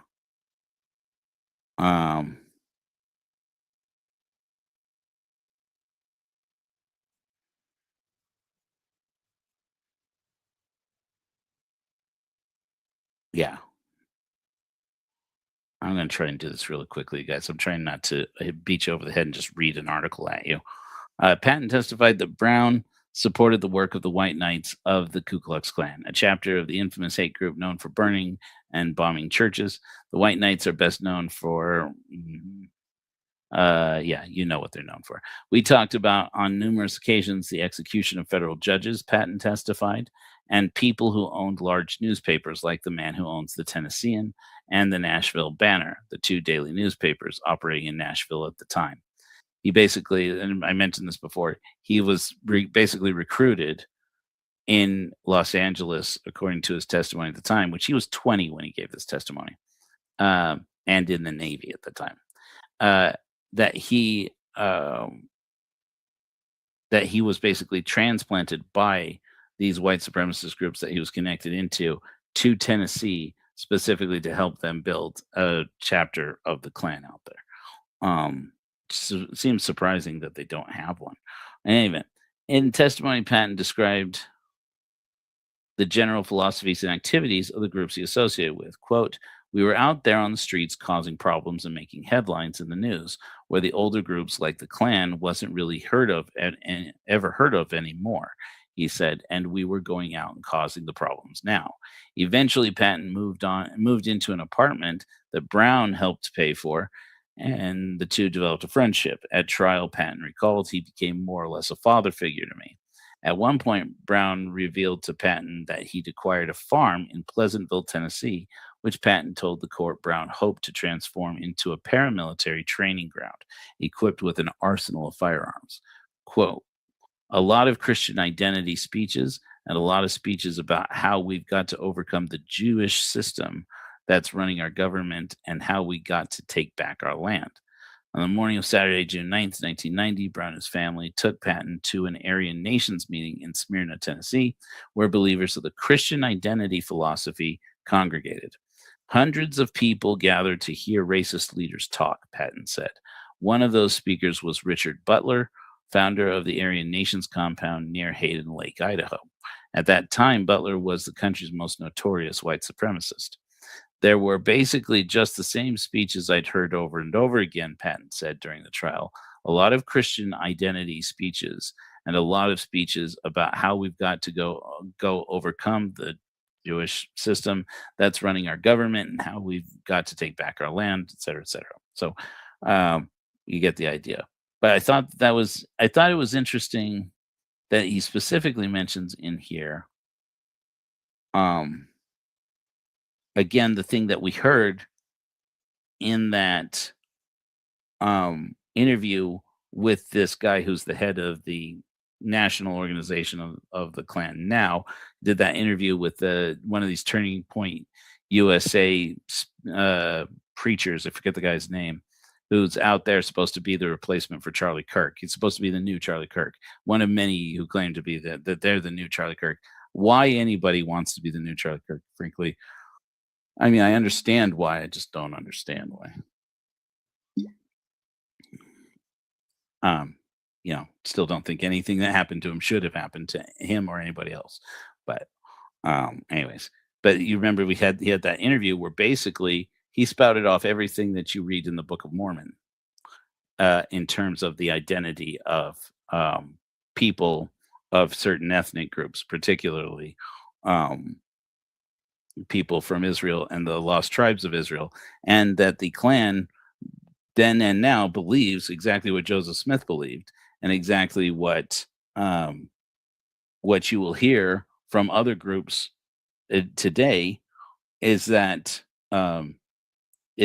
people from Western Europe are the descendants, they believe, of the lost tribes of Israel. And this is why it matters that we're able to have a conversation about how some things don't happen in the real world. Everybody's truth is their truth. Okay, I'm not sure what's going on there, but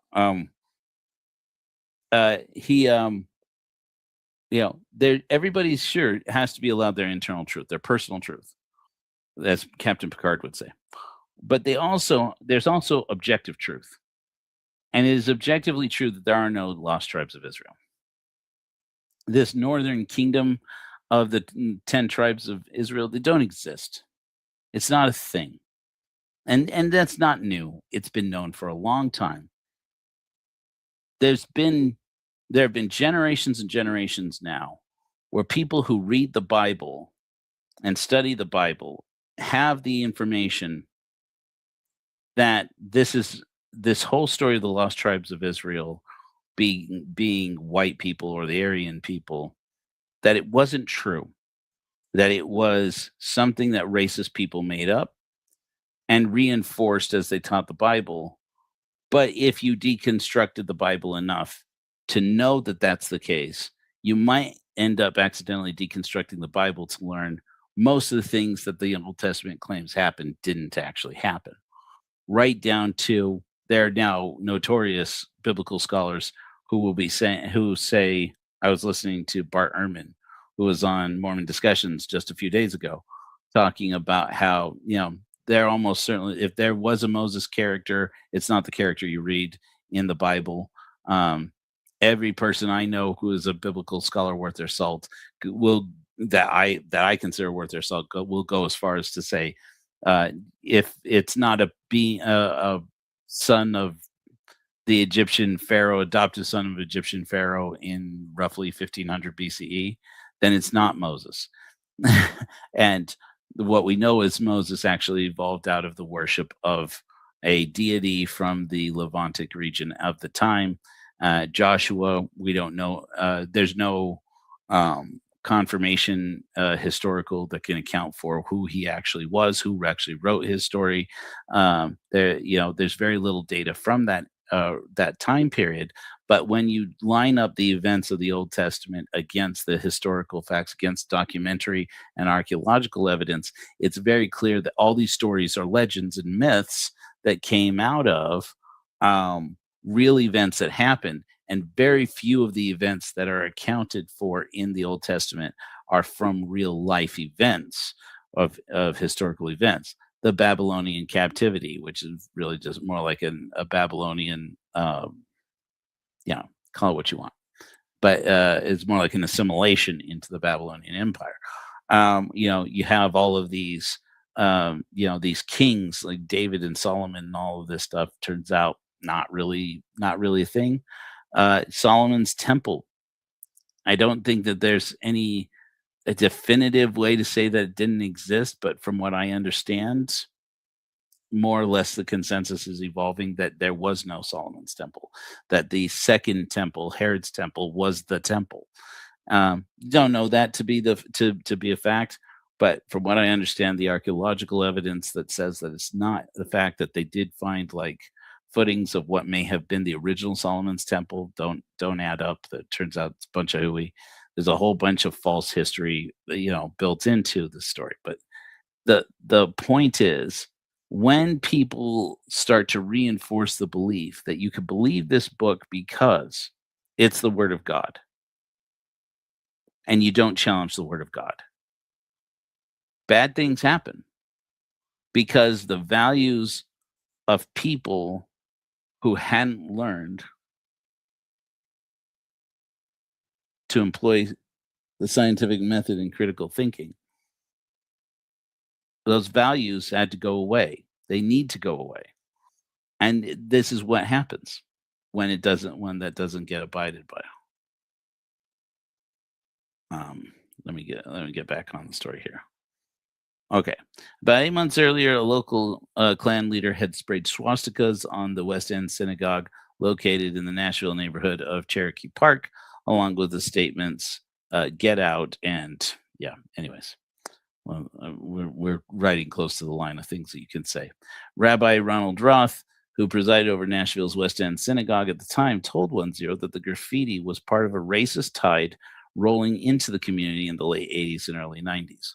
In a story published in the Tennessean at the time, Roth suggested that the graffiti was either a thoughtless teenage prank or related to an upsurge of activity throughout the country against Jews and other groups.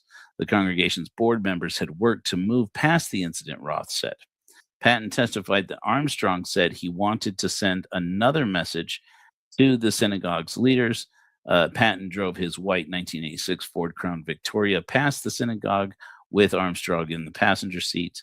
Basically, then he took out one of the two pistols that they had, full automatic pistols, and opened fire on the synagogue. Around dawn, according to Patton's testimony, an officer from the Metropolitan Nashville Police Department knocked on Patton's apartment door for unrelated reasons, complaints about a car being broken into and an all-night party. Officers took Patton in that morning. He was subsequently released to Brown, who moved Patton out to the farm in Pleasantville, the farm that he was telling him about earlier.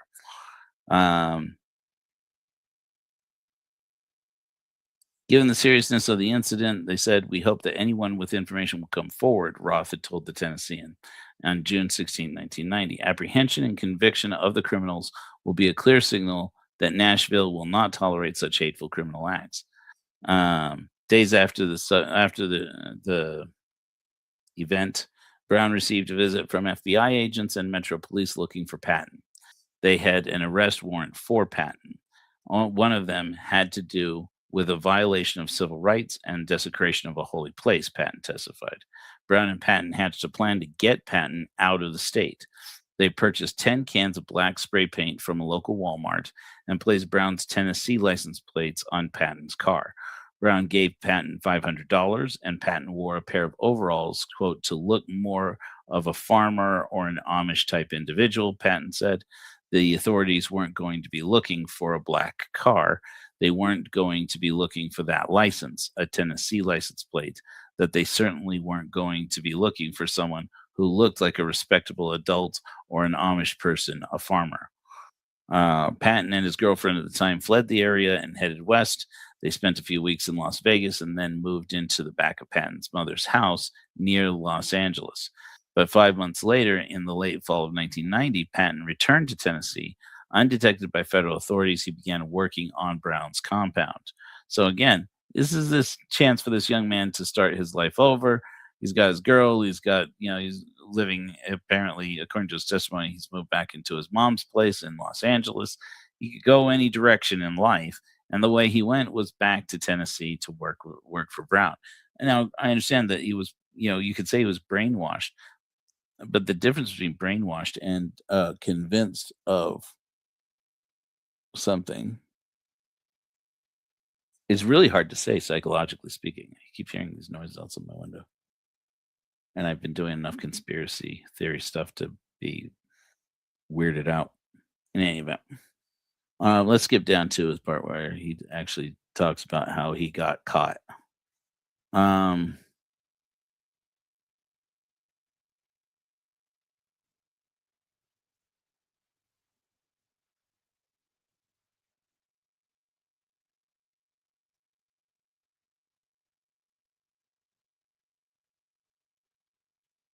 But Patton does not mention that by his own testimony, he continued to socialize with.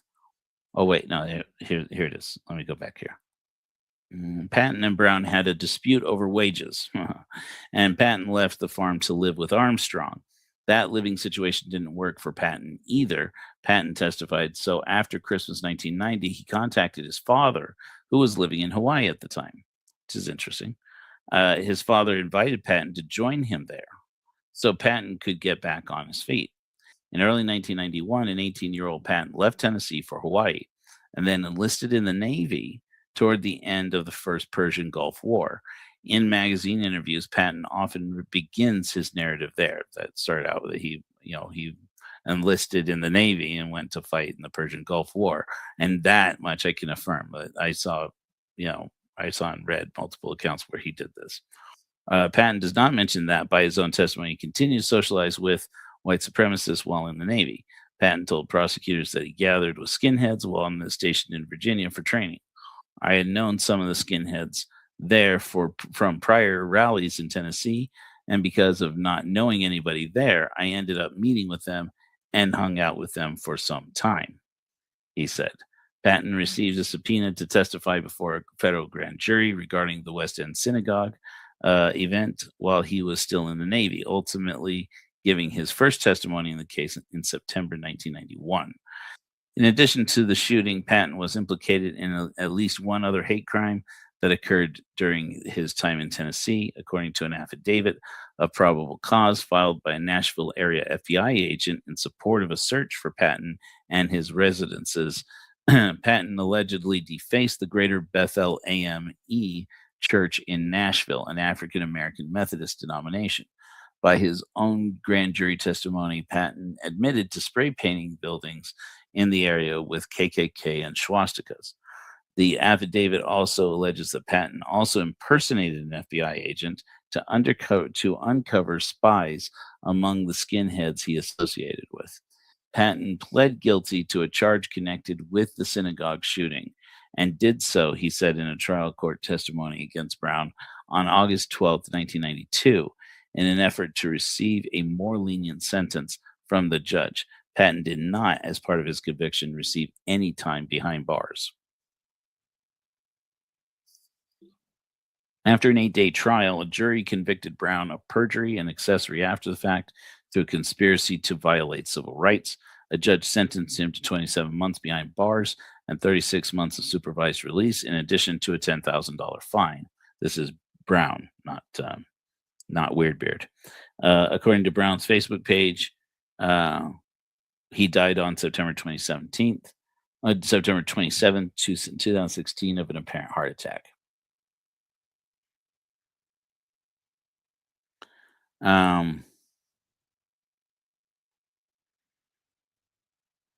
Yeah.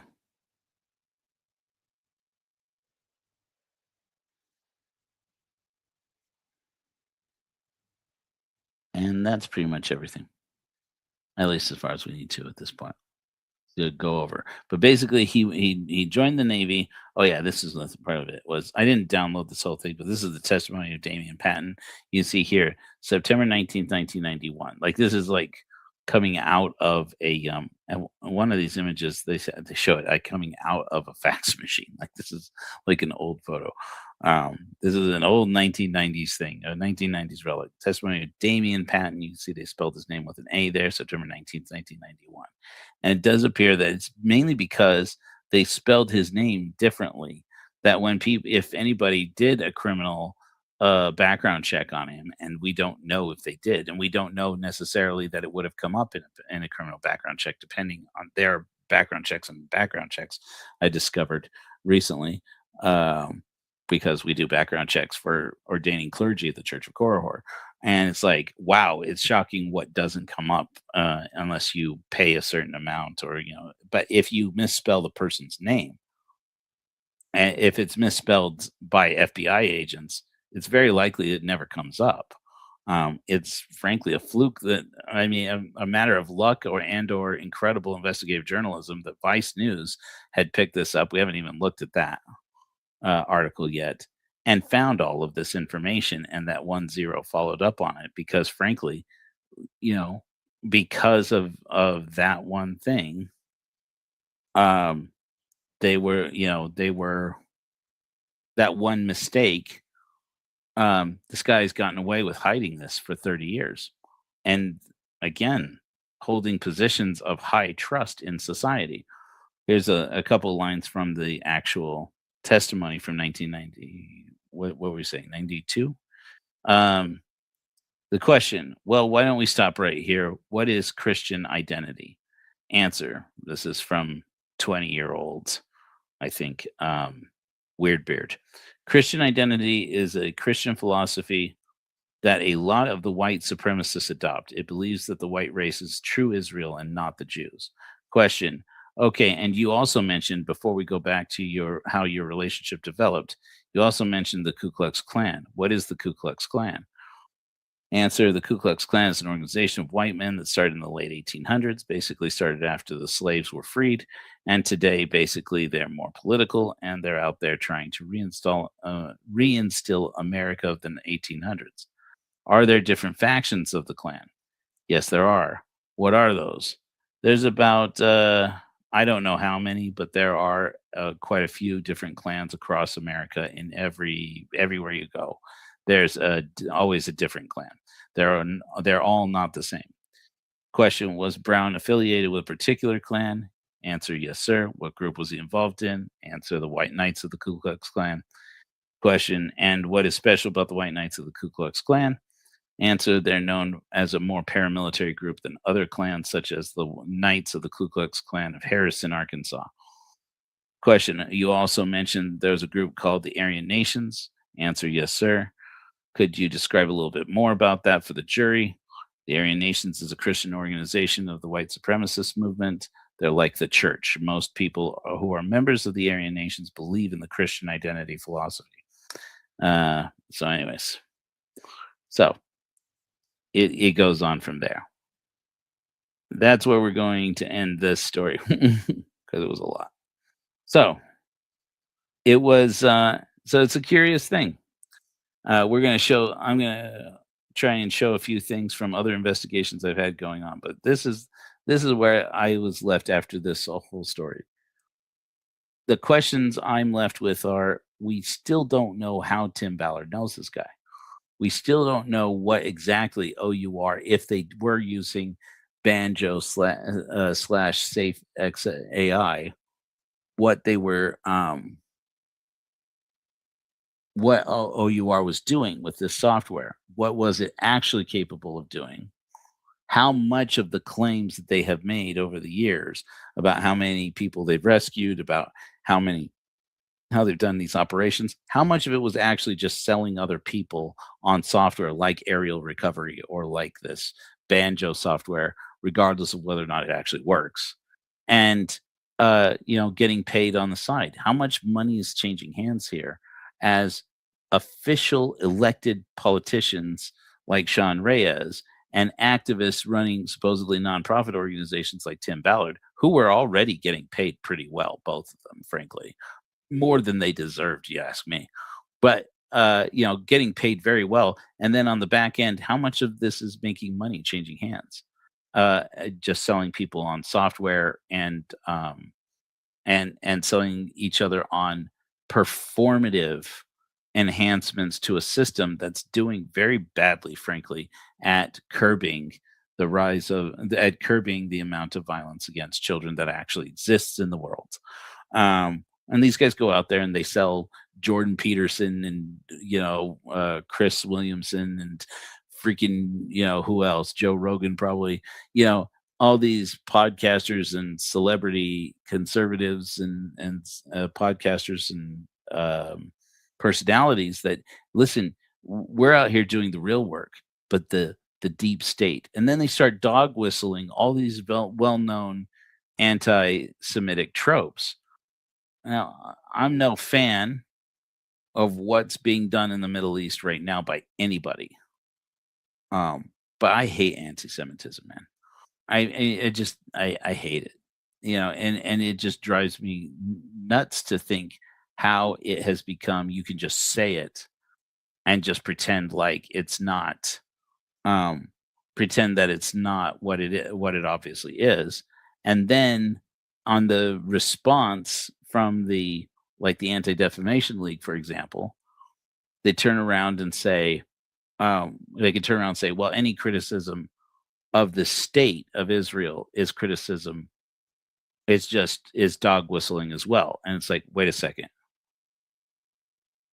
That's obviously not true. Okay. The state is a state. And no state is above scrutiny. Any state that's above scrutiny, if we say that about the American government, anybody says that about the American government, even the most patriotic American's going to go, well, I don't know about that. I mean, there's not everything they do is, we know they'll do some pretty wild things, right?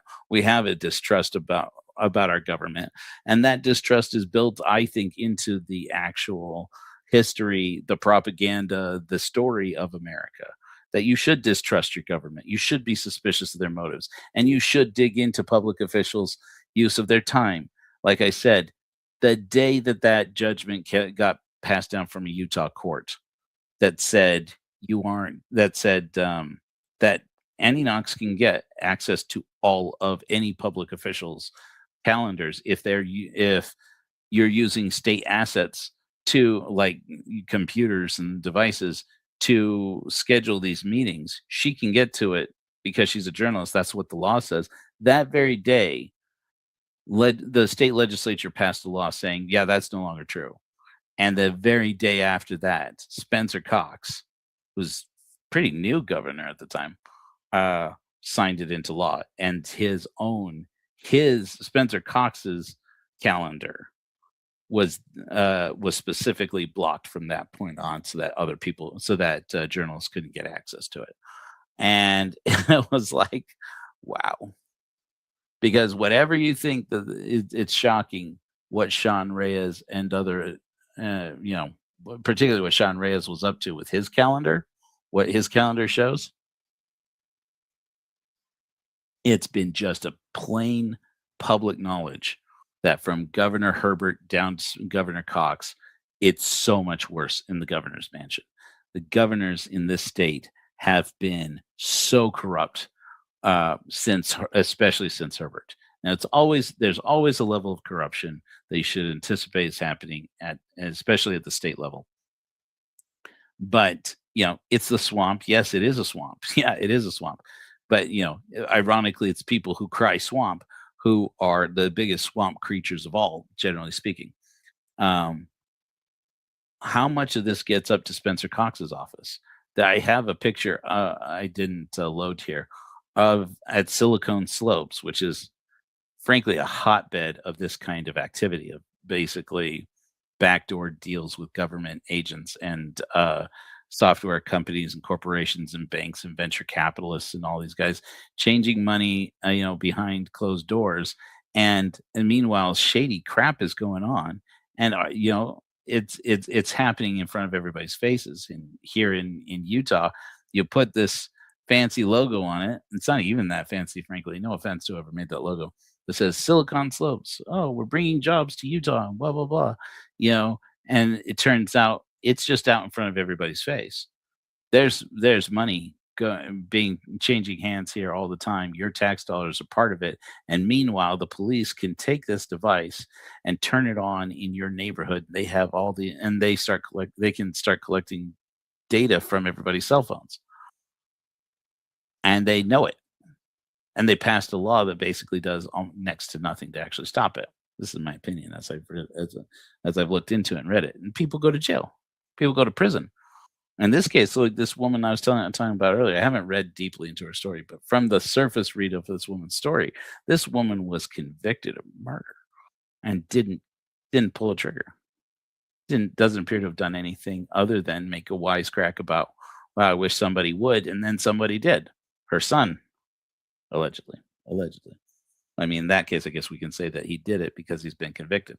But it's like, but now she has too. And it's like, and then how are they going to sell us when Sean Reyes paid $21 million that he had to rescind to get his friend a contract and doesn't have any idea. There's apparently not, at least not enough vetting of the contractors to be able to say, this guy, when he was 17, shot up at least one synagogue and graffitied another one and worked with the Klan to target groups, an ethnic group that he was born into, and then has gotten away with all of his life being in positions of high trust, including collecting a position where he taught himself how to code, allegedly, and created all these patents, government provided patents on how to collect everybody's information and track where you are all the time and what you think and what you're taking pictures of and what you're taking videos of, and then promises, no, don't worry, we're encrypting all that information. We're deleting it unless the AI flags an event. It's something that even at the end of the day, what ends up canceling the Banjo contract permanently, as far as I understand it, is that it wasn't even true. They did the AI was it didn't even work, and so and I was reading. I'll show you this article. This is the Vice article.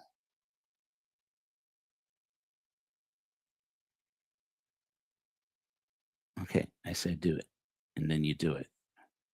I hate this software.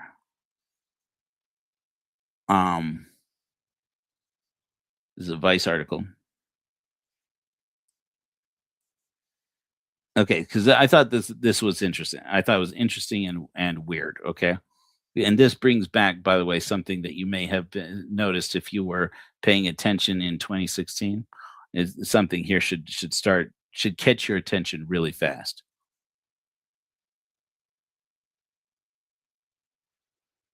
Okay. Um,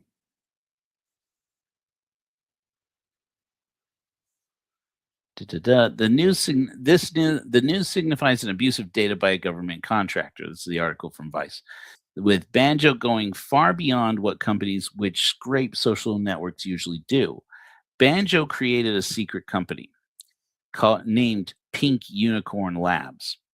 According to 3 former Banjo employees, with 2 of them adding that the company developed the apps.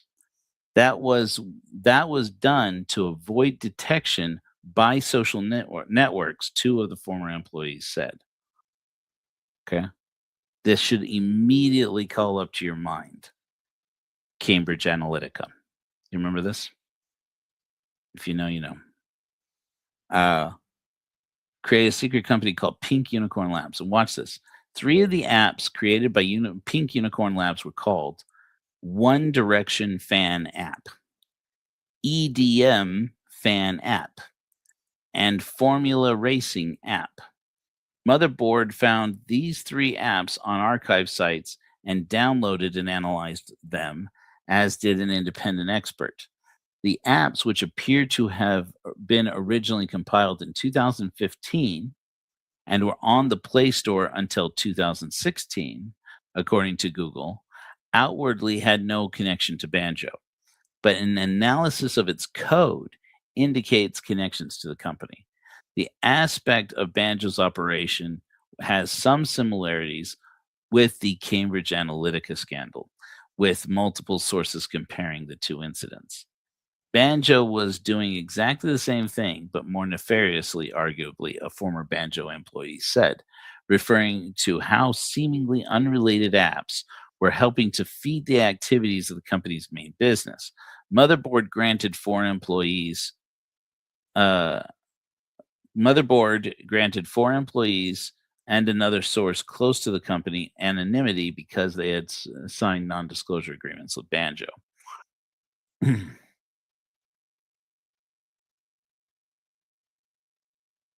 I think that's all that really matters there. Oh no, let's look at this real quickly. The company has not publicly explained how it specifically scrapes social media apps. Motherboard found the apps developed by Pink Unicorn Labs included code mentioning signing into Facebook, Twitter, Instagram, Russian social media app VK, Foursquare, Google Plus, and Chinese social network Sina Weibo. And then they show a picture of the EDM fan app. Okay. There are several ways these apps could have scraped social media, perhaps by sending the saved login token to a server for Banjo to use later, or by using the app itself to scrape information. But it is not totally clear which method Banjo used because the API that the apps connected to is no longer live. Motherboard found that the apps, when opened, made web requests to the domain pewlapie.com, likely referring to Pink Unicorn Labs. But the site that would provide a response to the app is currently down. One of the former employees said they saw one of the apps when it was still working and it had a high number of logins. It was all major social media platforms, they added. The particular versions of the apps motherboard obtained when opened asked a user to sign in with Instagram. Business records for Pink Unicorn Labs show the company was originally incorporated by Banjo CEO Damien Patton. Banjo employees worked directly on Pink Unicorn Labs projects from Banjo's offices, several of the former employees said, though they added that Patton made it clear in recent years that Banjo needed to wind down Pink Unicorn Labs work and not be linked to the firm. There was something about Pink Unicorn that was important for Damien to distance himself from, another employee told Motherboard. I always knew this moment would come. While I worked there, it felt like I was spying on the world. Before pivoting to artificial intelligence for governments, Banjo was a social media focused company offering an app that would show what was happening around a user based on posts from Twitter, Instagram, Foursquare, and other social networks. It then moved on to providing services to media companies, letting them know if something significant and perhaps newsworthy was breaking on social networks. Some similar companies like Dataminer have permission from social media sites to use large amounts of data.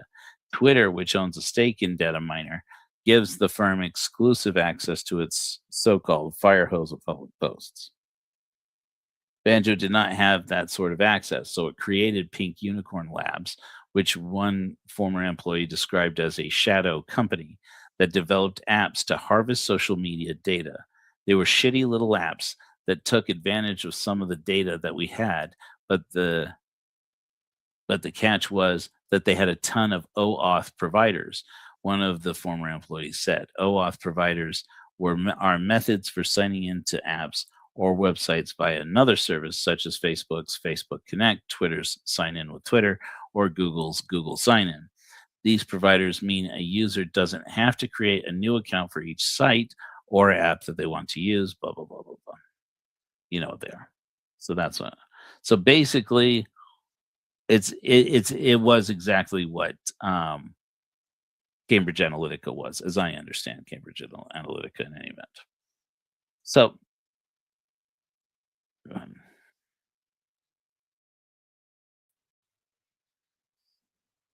hate the software. In any event, so that's what's going on there. The more things change, the more they stay the same. It's like we live in a world where nobody watched movies from the 1990s. where Hollywood tried to warn us of exactly what's happening. In any event, I'm glad that Sean Reyes, my dad said to me recently, today actually, he said, do you ever think maybe you should say a thing that is positive? I said, well, you've never listened to any of my godless sermons. I didn't say that to him.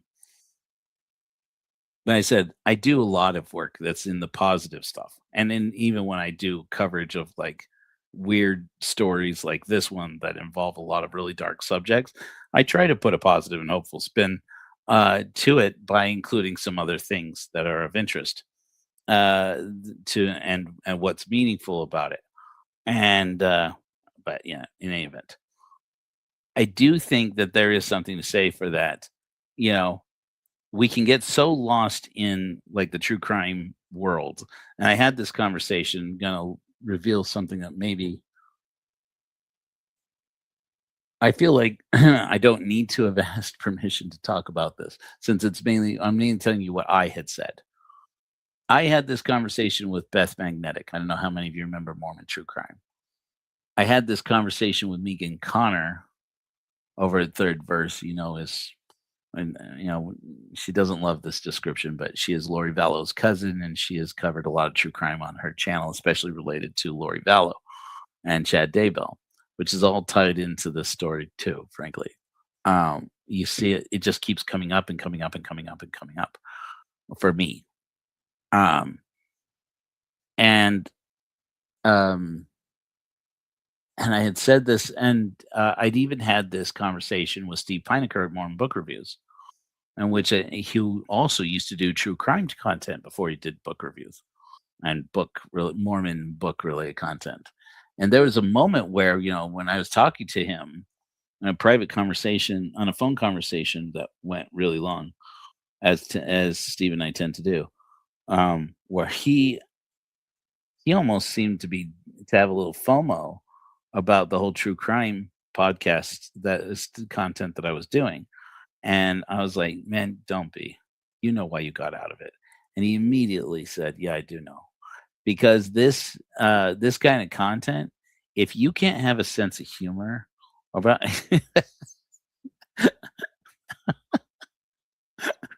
sorry. Because you're gay, this guy says. No, he is gay. But who isn't a little bit gay?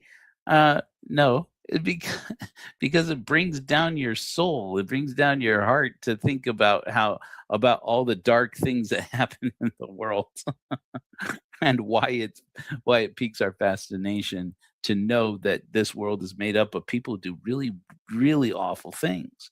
But thanks for the comment, guys. Yeah, there's always one. Anyway, but there are some things where I have found great meaning actually in covering true crime. Stories like this, it's a little harder to see. I had mentioned this, that I might bring this up because I was talking with my sister earlier. I'd asked her about, we were talking about some unrelated story, and I was like, hey, do you know about Kaylin Louder? And she said, and she's like, no, who was that? And I was like, oh, I did a story on her. I'm sure I published it. And then I realized I never did publish it. And I'm like, oh, I don't know that I have the actual story put together. I have the footage somewhere. And I thought I should look that up and see if I still have it. Because I had done a podcast episode with Heidi Love over at Unfiltered Rise, and her content. She's an ex-male Christian who actually does conspiracy theory content, and we actually became somewhat unlikely friends. And we started making content together. I would go on her program, she'd come on my program.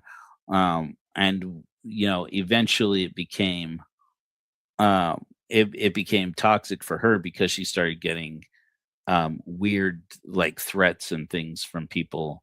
And according to her, they somebody shut down her computer. Somebody got access to her computer. Somebody shut down her account. She's now come forward public with this. She and I don't even talk really anymore. I'm not sure. I don't think that that's for any.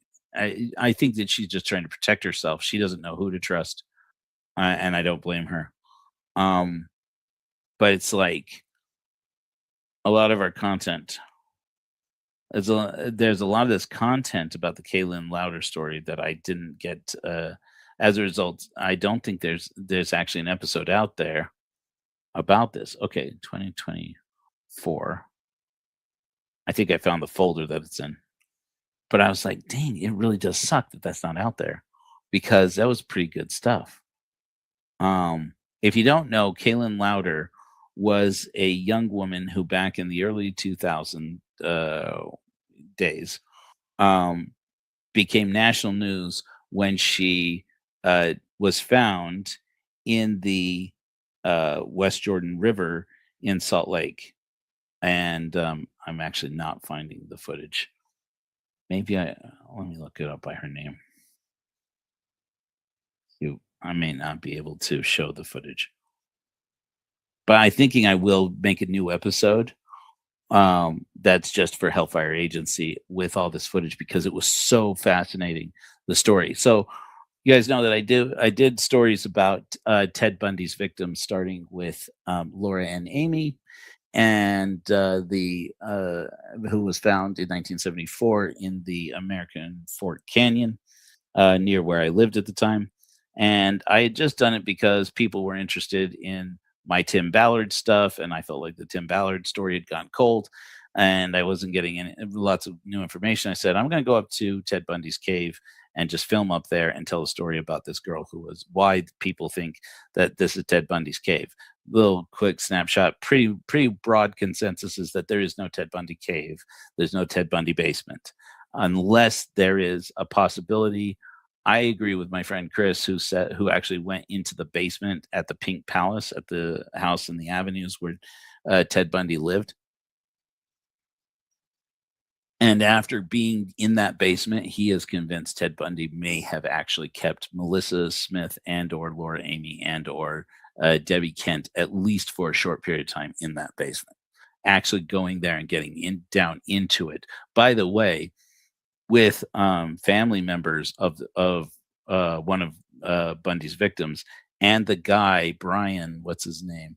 Sweet guy, who sold Bundy who bought Ted Bundy's Volkswagen in 1975, when Bundy was on parole, and got a duplicate registration because that vehicle was on, what do you call it? It was collateral against his bond to be released after he was arrested for the aggravated kidnapping of Carol Duranch. And so he basically sold the car twice. He put it up as collateral as part of the collateral to get a bond to be released on bond. And then he also took the duplicate title and sold it to this 17-year-old kid who was ecstatic that he could buy a cool Volkswagen Bug, which were hip and girls really liked it. Guy was actually a friend of Melissa Smith's, or a classmate of Melissa Smith's, and comes to find out later that she likely died in that car, and was carried to her final resting place in that car. And it was like crazy. That's also where they pulled up the floor panels and found all the hair, found all this brown hair. And that's why they wound up getting a warrant to exhume Laura Amy, who had been buried, the girl from the canyon, who had been buried down south further towards where I am now. Ironically, that's becoming a story in and of itself. Is this area is now becoming a hotbed of serious activity for the Lori Daybell cult, the whole Tom Harrison Visions of Glory cult. It's heating up with some crazy, wild content that's likely to get dangerous, I think, down here. And it all centers around Tim Ballard. And so look for more reporting on that. I've been collecting some information about that. And I may go up north a little bit here to record soon, to record a little information about some of the controversy that's rising out of that down here. Anyways, but I had been covering the story about Laura Amy, and a person contacted me when I had posted Laura's picture in an American Fork Facebook group. And somebody said, "Why are you asking questions about Laura Amy?" And I said, "Oh, well, I mean, I felt like I covered this in the post, but okay, to answer your question, I am a true crime podcaster apparently now. And I went to, and I'm trying to find any information people have about memories that they have about interacting with the investigators on Laura Amy's case, because we're trying to find out." And this is Chris Mortensen and I have been trying to find out for like 2 years what happened to all of the evidence that was collected in Laura Amy's case. And then all of a sudden this last month, by the way, because according to everything I know, according to everything he knew, there was no evidence. It was either thrown away or was never collected. And that pretty much was what Utah County Sheriff's Office, what the people who were involved in it said from the beginning. But now there's a report out there that says there were at least 2 samples of DNA collected from Laura Amy that now that they've been able, the Utah crime, the forensics lab has been able to confirm, to the exclusion of all other people, show DNA from Ted Bundy. And it's like, freaking what? What are these 2 samples? What are, or at least 2 samples? It said a couple. The woman who was reporting on it was a true crime podcaster and frankly did a pretty piss poor job explaining what they had collected. It's like, just give it to us. If it's gross, it's gross. Just give it to us. What did you have? Is it semen? Is it hair? Is it skins? Is it skin from under her fingernails? Is it blood? What is it? What is this DNA? You know, they pretty much have exonerated Ted Bundy on the murder of a woman in Moab because they found the DNA of a man who his girlfriend had confessed to the police that she knew that he had murdered this woman. And you know, the police there in Moab, with very little training, had taken made special effort to make sure to take that woman's clothes and all of her all the items that she had on her body at the time, including the ligature that was used to end her, and keep them in a sealed container box and put it in a building where it was sure to not be tampered with, and where they knew that it could be stored long term and in conditions where it wouldn't destroy any evidence, even though at the time, courts didn't really think that DNA worked, that DNA could actually tell you anything. And then an investigator out there, a good cop in Moab, found that box, went digging through, was trying to solve this cold case, and went digging and found this box and found this woman's clothes, and was able to use this woman's clothes to confirm Ted Bundy didn't kill her. Ted Bundy wasn't even in the area, as far as anybody knew. It was just so close to the time period when he was operating, within like a couple of years. It was so close to the time that he was operating in Utah that they're like, and it was so similar to his MO. Wasn't exactly his MO, but was similar enough because the guy had used this woman's pants to strangulate her. And but then they took these pants, turned them inside out, found the part where the guy would have grabbed it, took a patch of these pants, sent it into the crime lab, and freaking 50 years later came back this other guy who was not Ted Bundy, a guy who was known to have been in the bar that night and had gotten angry with this woman because she'd beaten him at cards. And he was a regular in the local. And at one point, there was a point where his girlfriend, after a domestic violence situation with him, happened to blurt out to the police and say, you know, he's the guy who killed that woman in the bar. And they're like, what? And she's like, yeah, I know he was. He confessed it all to me. He's all beat up about it because and then they came back to investigate it a little while later. And she's like, oh, I just was angry. I shouldn't make him mad. I'm sorry. I didn't mean to cause any trouble. And they're like, if that were true about him, this isn't about him. This is about the family of this woman. And she's like, yeah, no, it isn't true. And she recanted the testimony on it. And now the DNA evidence confirms she was telling the truth the first time.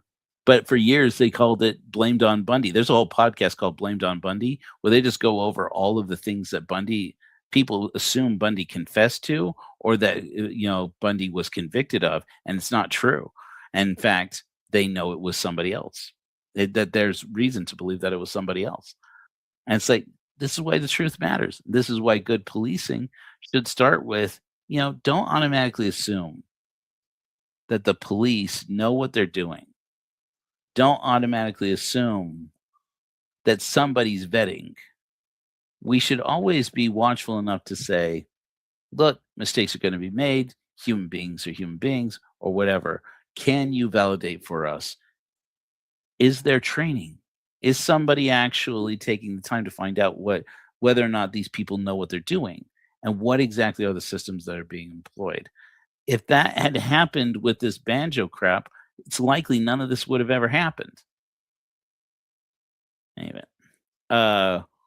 this woman contacted me and there's out of response to this post I made in this American Fork Facebook group, and she had said,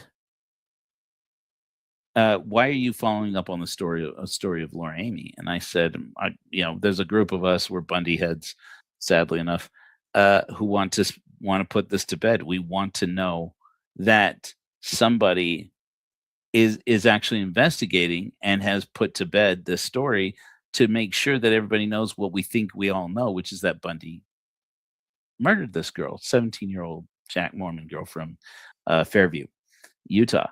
And she said, what do you know about Kaylin Louder? I said, well, who's Kaylin Louder? So she was a girl who was found in the West Jordan River in Salt Lake. I actually went to the grate. That's why I'm looking for this footage right now. I actually went to the grate where her body was found. She had been missing for 2 months since the police had found footage of her.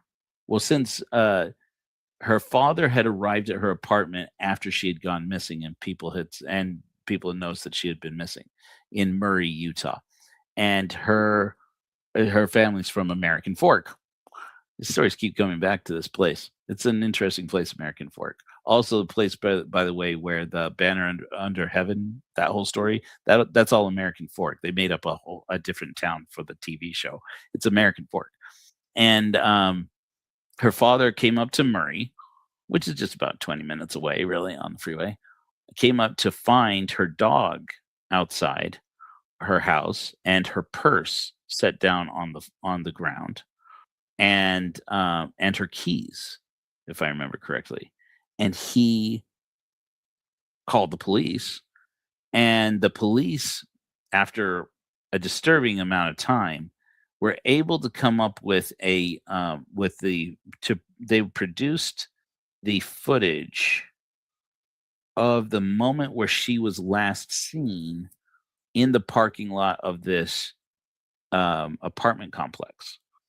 And she's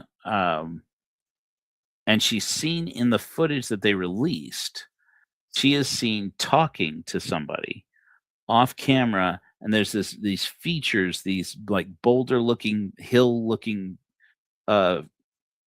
weird looking hills taller than a person. I know you're going to find out why I know how tall they are. Taller than me. Let's say that. It's taller than me. And she was not as tall as I am. She was, I think, 30. That's when she went missing. And she's standing there facing towards the backside of one of these mounds. And she's like talking and bending over and talking. And the police were selling it like this girl lost her mind.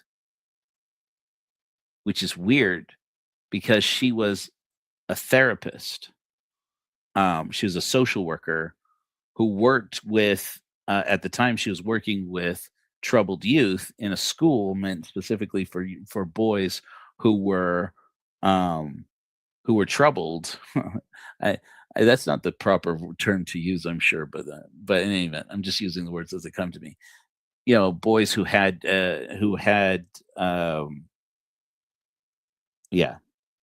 boys who were in trouble.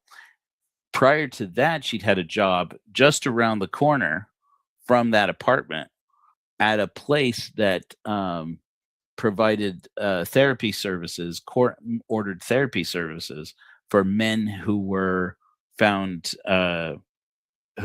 guilty of domestic violence. And she worked with men who were involved in domestic violence. And so it's like, this is a woman who had every reason to be worried that somebody might have found out where she lived. Okay. And she had called into the police at one point saying, I can hear people outside my window talking, and they're talking about doing something, to me. And she's like, and they're in the house. and the police, the 911 dispatch, they eventually released the an edited version of the 911 phone call. And it's very clear that they didn't release the whole thing, that they had cut pieces of it out. And so this started a lot of people who were following this case going, there's no way this woman starts ranting to nobody in the parking lot outside her house, outside her apartment. And this woman who is a therapist who, had just recently been, I guess she'd been fired from the school job where she was working. And she was working walking dogs to make ends meet until she could get another job. That's a whole part of the story I've been trying to dig into now for like a couple of years since this person dropped this on me. But she got into this. That she went from there over to the river, a stream that runs behind her apartment and runs to the West Jordan River. And interesting. Okay, Barry, you do the true crime thing, I see. That this tributary river or stream that runs behind her apartment complex gets into the river, the West Jordan River, that runs to Salt Lake, where she was found. And is that enough of that covers that story? Yeah, okay. So the story goes that was the way it was positioned by the police. They didn't show up for like an hour when she called 911. And that's what this all came down to. It seemed pretty clear to me. This is my opinion. The Murray Police Department, yeah. They didn't, the police department for her area didn't respond until much later. Her roommate, who didn't like her very much, they had some kind of beef, had said that she does this, she hears voices, and she thinks she hears people talking outside her window all the time.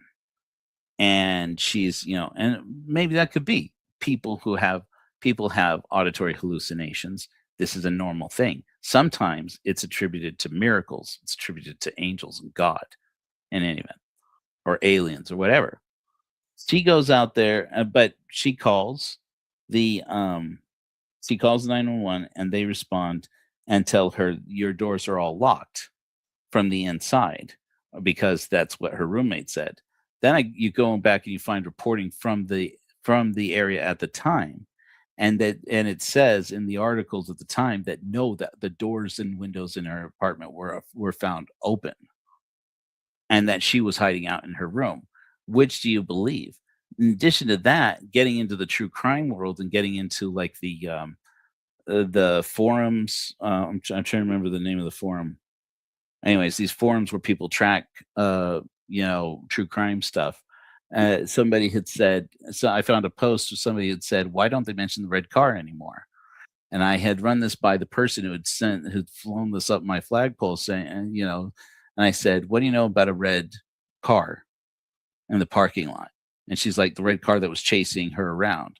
I'm like, apparently the KSL article and this other article had mentioned the red car and her running from a person in a red car, and then eventually getting pushed, witnessing that they witnessed somebody pushing Kaylin into this car. And I said, now that all of that is gone. That's not in the articles. And she's like, that's crazy talk.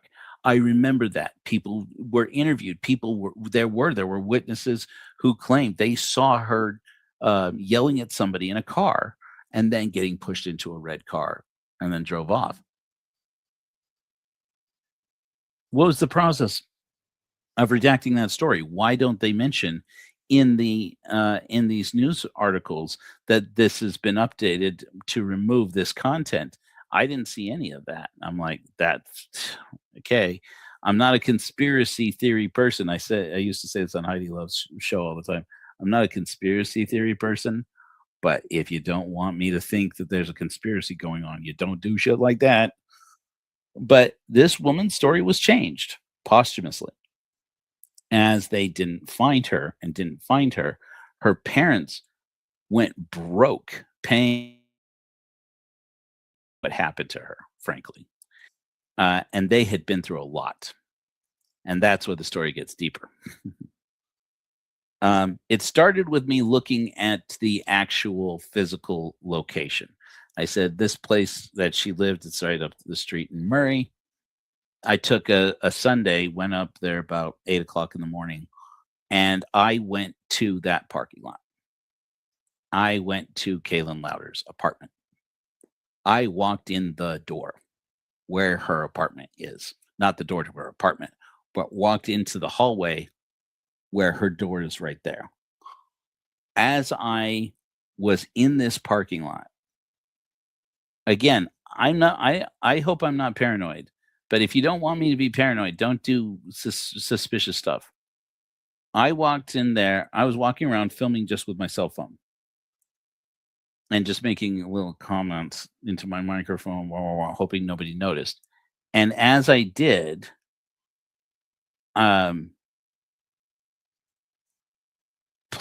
people wearing plain clothes started.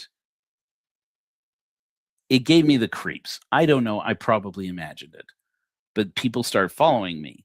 I'm not saying they're like part of a conspiracy. I think they were like part of some kind of security detail.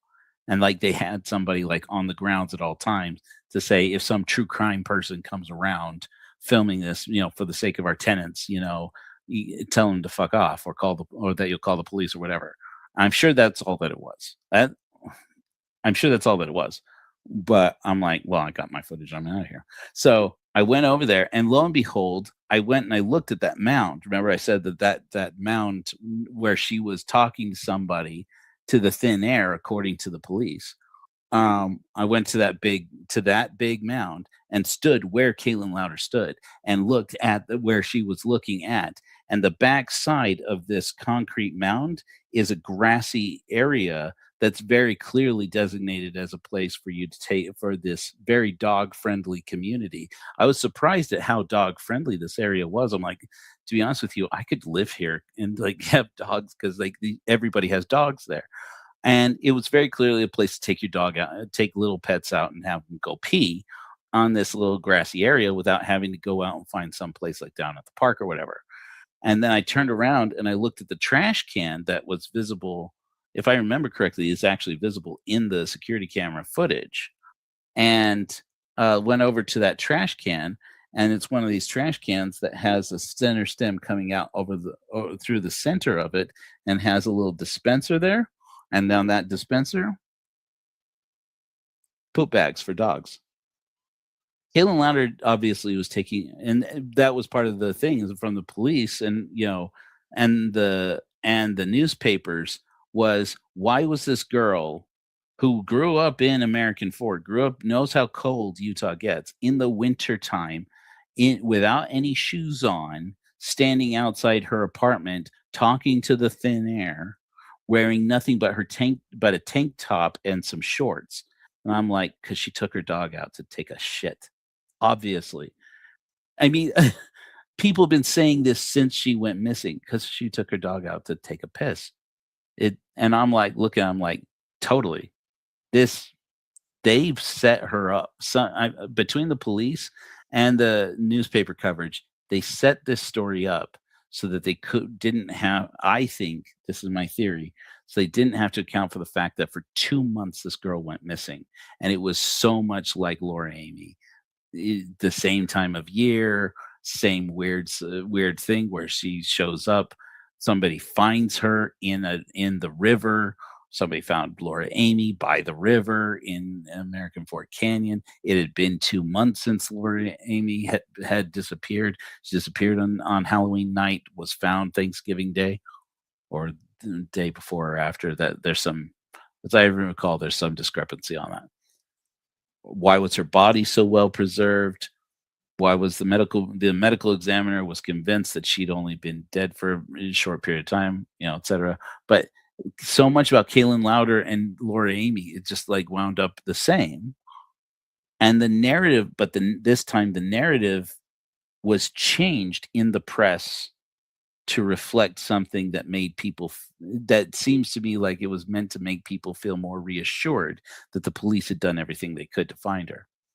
And when come to find out, there's another 911 phone call where she complained that she could hear gunshots outside of her window in her apartment, and they say they went and investigated and said that there was a wedding in the what do you call it, like the commons in the and that some people had come out and either were like setting off noisemakers or fireworks or something, and that they must have heard that, but nobody else heard it that I know of. And I went out there and I looked at this facility. I'm not really sure how far the place was from Kaylin Lauder's place, but all of these patches of apartments, really townhomes is what they are.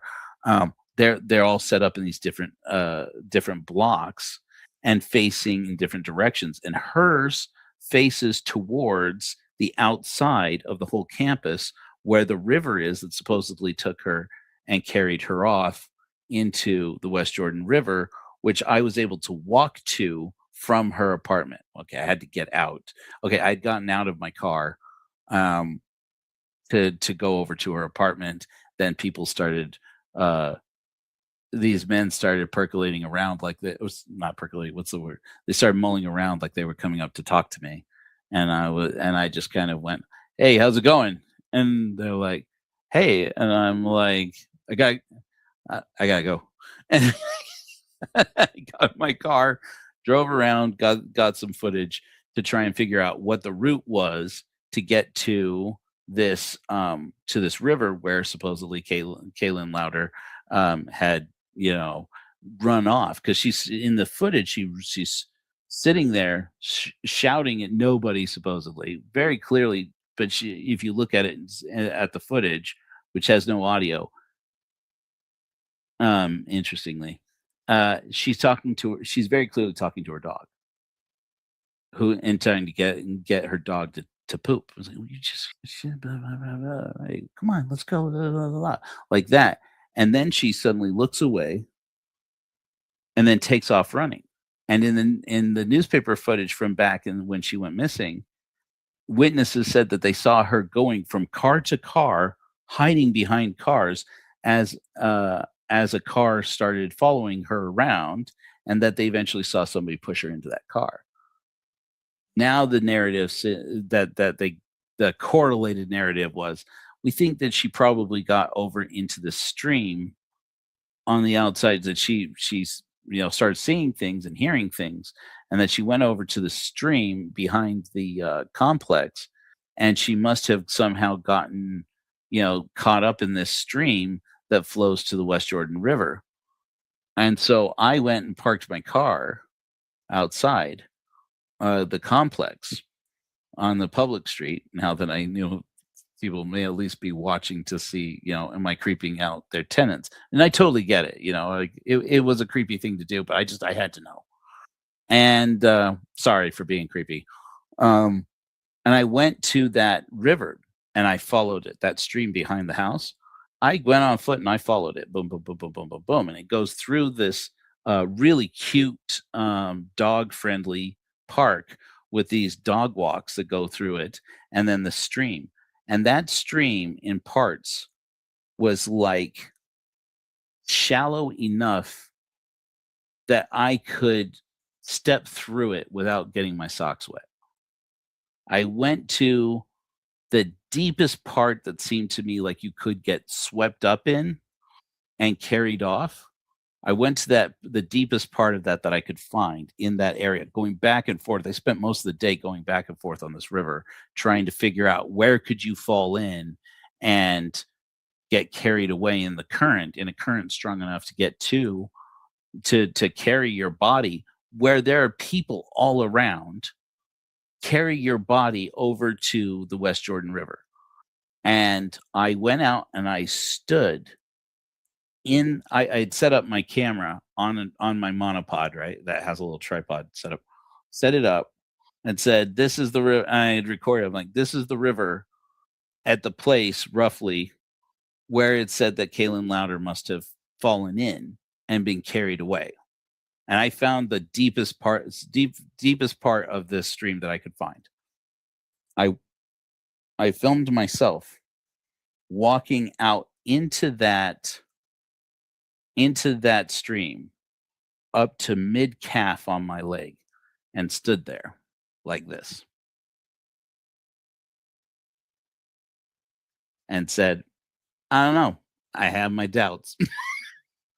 Then I walked from there over to the place where the river was. And I found it. What I did find interesting is that there is a dog walk. That dog walk that I was talking about that goes to the park goes underneath the street. Because that was the other thing, is that how did she end up crossing the street, a busy street, in this stream to get fed into this river with nobody noticing?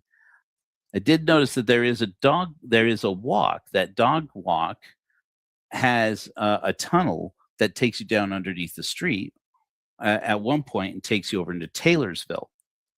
And just a few, I mean, honestly, not that far from where Kalen Louder lives, you can walk to the West Jordan River pretty easily, especially if you're young and fit, which she seemed to be. And at that time, she was walking dogs for money. And she goes and she walks over to, I walked over to the Jordan River, to the West Jordan River. And I had gone over, and there's a bridge there that crosses over the river. I was like, oh. But the bridge has these like tall rails. It's not impossible to jump from it, but I would think it was very difficult to fall. So I said, maybe it's a jumping thing. Maybe Kalen jumped. Maybe she lost her mind. Maybe lost her mind. Like I said, you don't have to have lost your mind to get to a breaking point. She had lost her job. She had problems like anybody had problems. She had called the police twice. She'd called 911 and been basically told to stop making frivolous 911 phone calls because she was obviously losing her mind, according to the police. Maybe she looked around and said, maybe this isn't worth it. So I said, maybe Kalen jumped. So I went over and to this bridge and looked down in it. Now, mind you, this is over a decade later. But I looked down into that river and I filmed this and I said, not only is this river, yeah, it's deep enough that you could get carried away. But not only is it difficult to get to from the bridge, but as I filmed, as I looked over the railing, I said, you tell me I'm crazy here, but that river's flowing the wrong way. And so I looked it up on Google and couldn't find a good answer on it. But apparently, but I remember looking up on ChatGPT, and I just don't know that I believe it. But ChatGPT, I'd looked it up on, and I'm like, what do I told it, do a search. And this is 2 years ago when ChatGPT was even worse than it is now. And I said, do a search about the West Jordan River changing direction. Like, I mean, is that a thing? Does it change direction seasonally? And it said, yeah, it does actually, during the winter, it flows one direction, and during the summer, it flows a different direction. But I was recording that in November, which was roughly the same time of year. Number one. Number two, I don't know that I buy it. I don't think that's true. I don't see how anybody could have fallen in to this river and accidentally ended up way up north in Salt Lake with the flow of the water. You'd have to drag them to it, or they'd have to swim to it. Unless I'm wrong. Maybe I'm wrong. I got back in my car and I drove up to the place where Kalen Louder's body was found, and I filmed in front of it. And there was all this debris it's like a canal. Up at that point, it's basically a canal. And I was like, there's all this garbage and all of this like reeds and stuff growing up in it. Now, there was a plaque there saying that it had been renovated recently and they'd done a bunch of abatement of the wildlife in the area. That was this, a community project to clean the place up. I'm like, so maybe it was, and right around the time when Kaylin Lauder went missing, or was found, I should say. And I was like, okay, so maybe the whole landscape was totally different, over 10 years ago.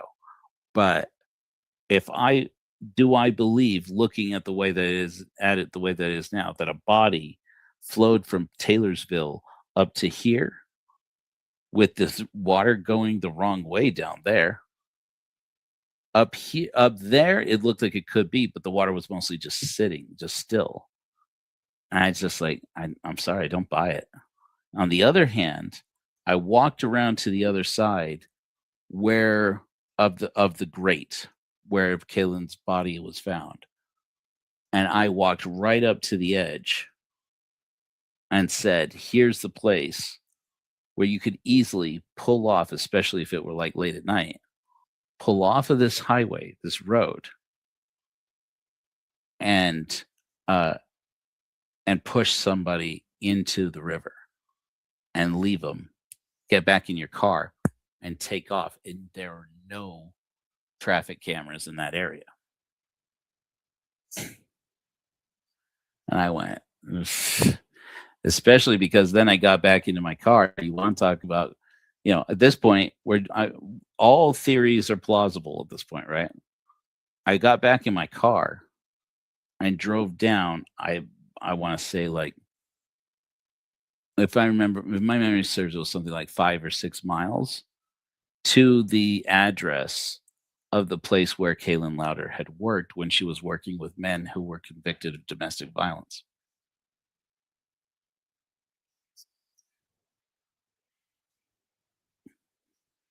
And so that's how it started, right?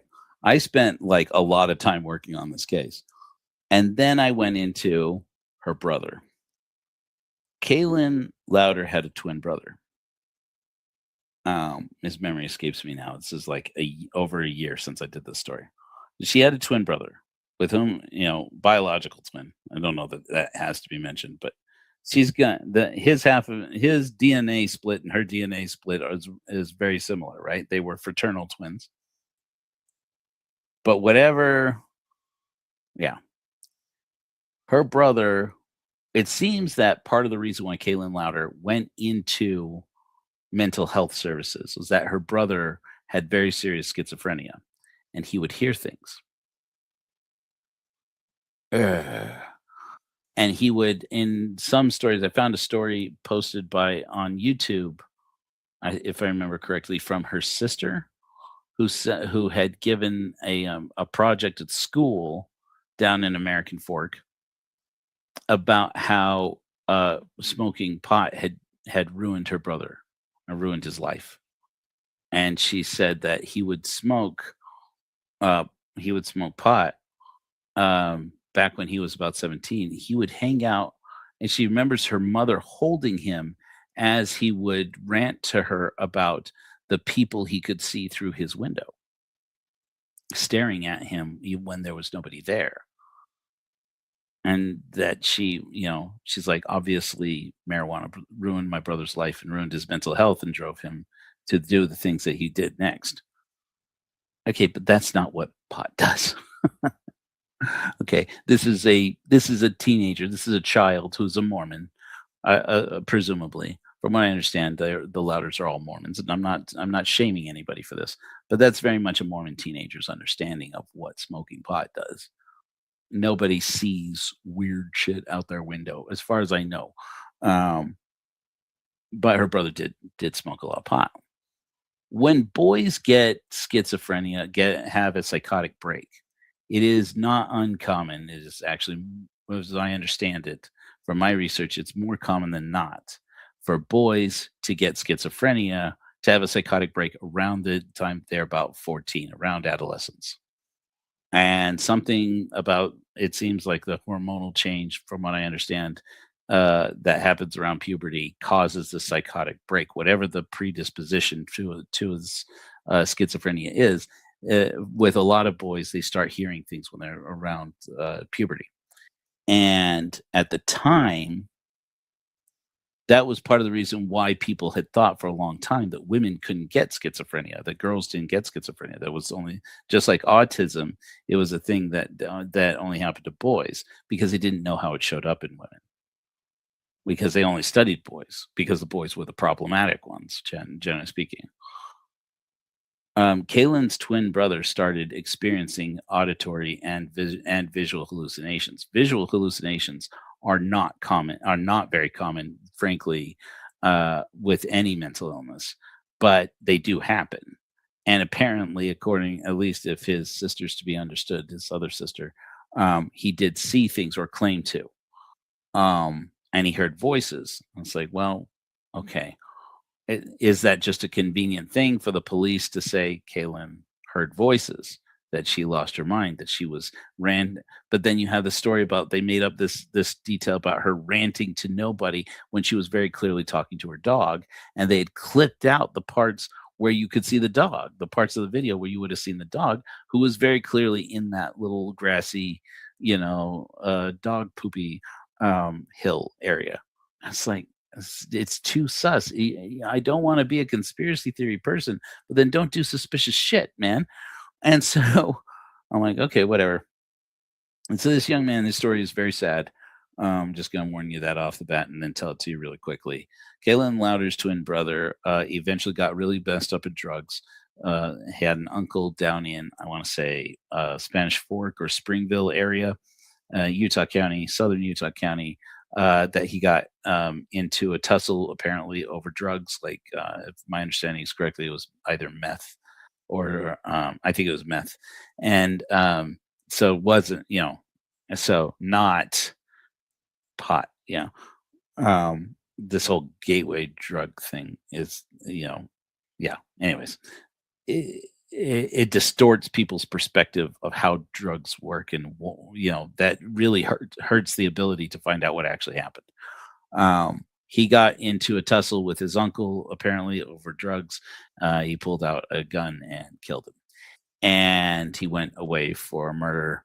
I think he pleaded guilty to get a reduced sentence after so many years. I think it was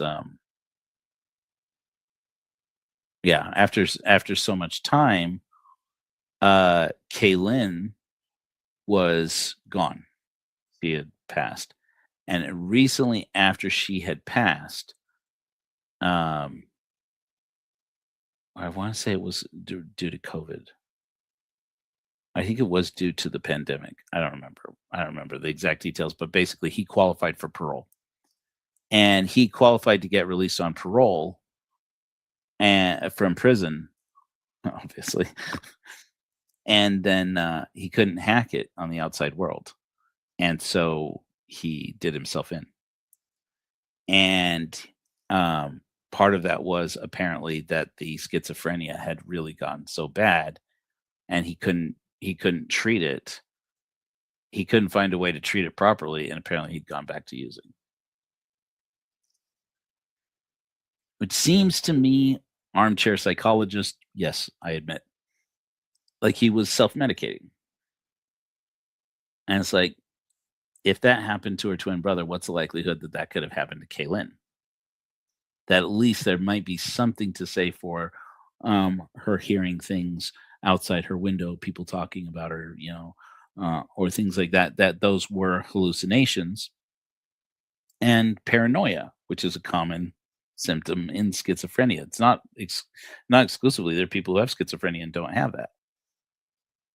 And we don't know what we don't know.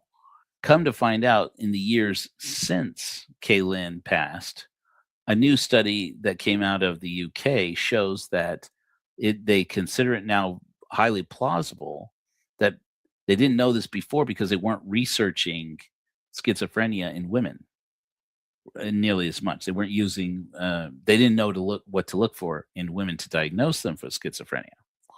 But they came up with some research that shows that there's a kind of estrogen. Estrogens it's not just estrogen, but there are estrogens. There is an estrogen that they believe actually enrobes enrobes the neurons or something in the brain.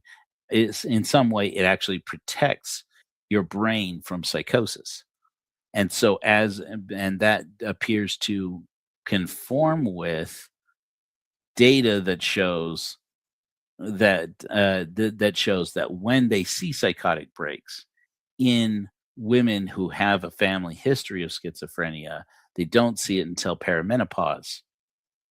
And Kaylin was like about 30, I think, if I remember correctly, which is pretty young in perimenopause, but it is considered perimenopause.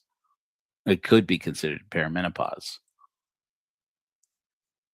And so new data shows us it may be plausible that Kaylin did suffer from the same illness as her brother and was probably unmedicated for it, because when these psychotic breaks happen, especially for women, nobody's looking for them, really, is my understanding anyways. And again, I'm not a psychologist or whatever, but did Kaylin lose her mind? Or did she experience a psychotic break or a paranoia break? And the answer is it's very possible. Did she suddenly run off and abandon her dog, whom she loved, and her purse and her keys and her whole life, to go wander or wander downstream from the stream to upstream, anyway, on the river? It's possible, yeah. In the cold in November, I think it was, in her t-shirt, in a tank top and shorts and no shoes. Yeah, from what I could see about Kaylin Louder, yeah, I buy it. She grew up in American Fork. People up in northern Utah are crazy about cold, man. They go out, especially the girls. I know you'll notice they go out in tank tops in the cold all the time. They do it all the time, and it wasn't that cold that day. Could it be that, as the police say, the river, the stream and the river were both much higher because of recent seasonal rain? Yeah, maybe. Does schizophrenia account for all of this eventually ending up with Kaylin in the river? It's totally plausible, but to be blunt with you, I'm just not convinced. If it weren't for the fact that it was so much easier for me to drive from the place where Kaylin Louder was said at one point in the news coverage to have been pushed into a car, and drive from there to the place where she had worked with men who were convicted of domestic violence, to the place where her body was eventually found. So much easier, more direct, and very plausible, and very plausibly could happen than any route I could have found walking along the dog path over to where the police think that she fell into the river. It just doesn't make sense to me. I'm sorry, but it's like, I can admit it's plausible, and I don't have enough facts and information to say what happened. But with the boots on the ground analysis, it looks to me like Kaylin Louder may have been murdered and stashed at the place where they found her. And that my main questions that came out of that were that I couldn't seem to find. First of all, I couldn't seem to find the place where she was actually, and I think that's just because I had a bad address for it, or they had changed, they'd moved addresses. I couldn't find the actual school where she had been working as a counselor and had recently been let go. I couldn't get definitive answers actually on who all was involved in the place where she was working, or what complaints they had against her or she had against them when she had stopped working there.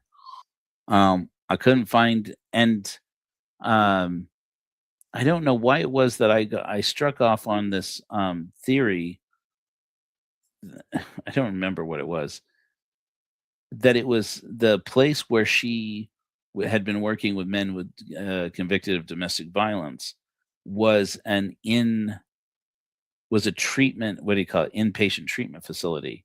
And the place where I went to, and granted it had been 10 years since, looked like a strip mall practically, and not a place where you would have facilities for somebody to sleep overnight.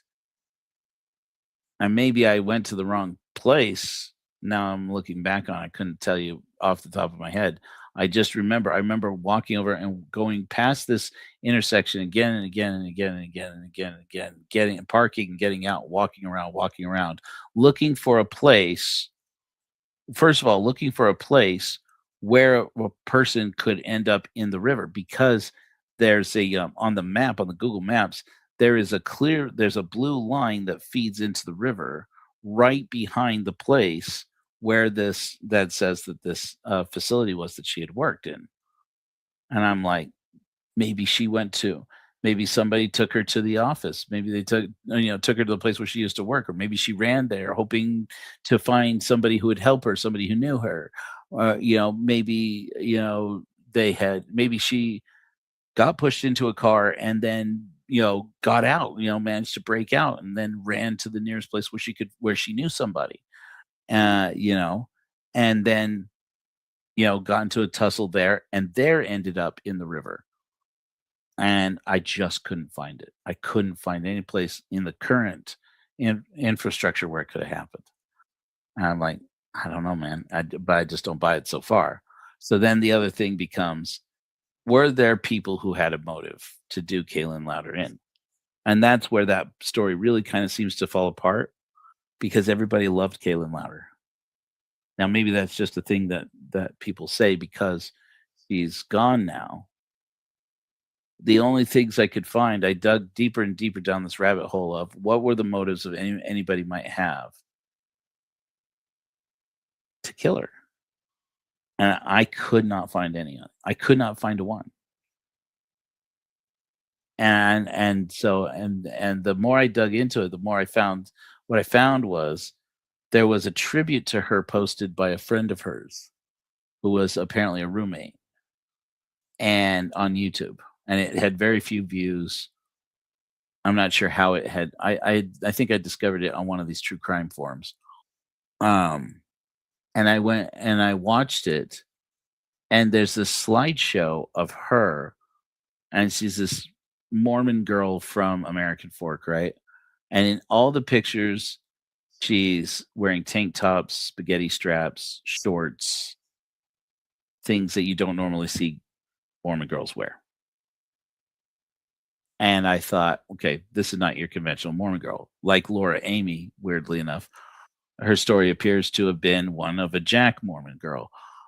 And okay, cool. And she's always surrounded by men in these pictures.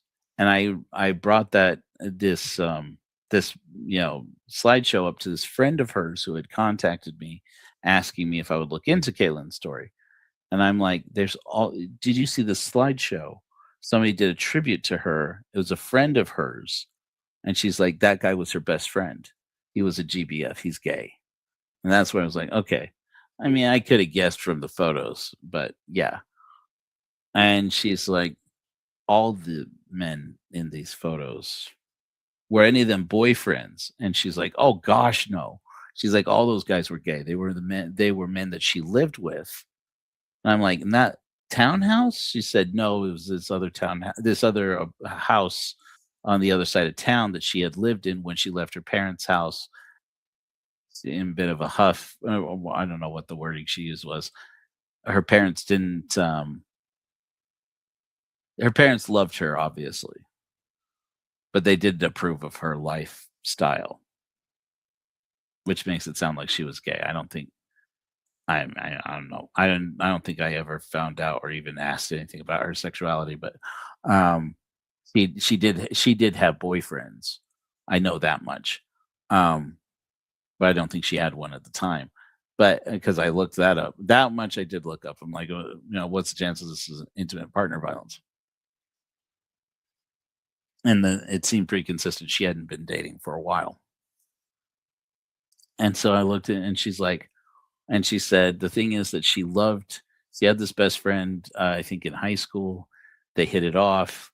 He wasn't loved. He felt alienated in the Mormon community.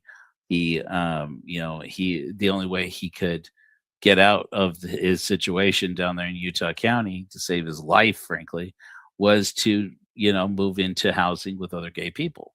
And she made so many friends of his friends that she decided to move in with them. And she lived surrounded by these people, and they just like partied and drank and, and smoked weed and stuff. And all these images, these pictures are just pictures of her partying with these friends of hers. And it's so very clear that they just so very much love her. And they're all gay dudes, who just loved her. And then she eventually moves into her own place, or moves into a place with a roommate over in Murray. And that's where things eventually go wrong. And it just doesn't make any sense. So Heidi Love had asked me at the end of our podcast episode that we had done. This was like a year ago. And I think it's been taken down now off of Unfiltered Rise. But she had asked me, she's like, so what's your assessment at the end of the day? And I said, at the end of the day, I guess my assessment, if I had to choose, and I don't, is I guess she did fall into the river. But it stupidly does not make sense to me. It just doesn't seem like the most plausible answer. It's just the one that has the most evidence for me, until I can figure out who had a motive. And every person I talked to, and I talked to a few people who knew Kaylin, and the answer, and again, the answer came up again and again. I'm like, I would ask, did she have an old boyfriend who might want to have done her in, or a partner? No, gosh, no.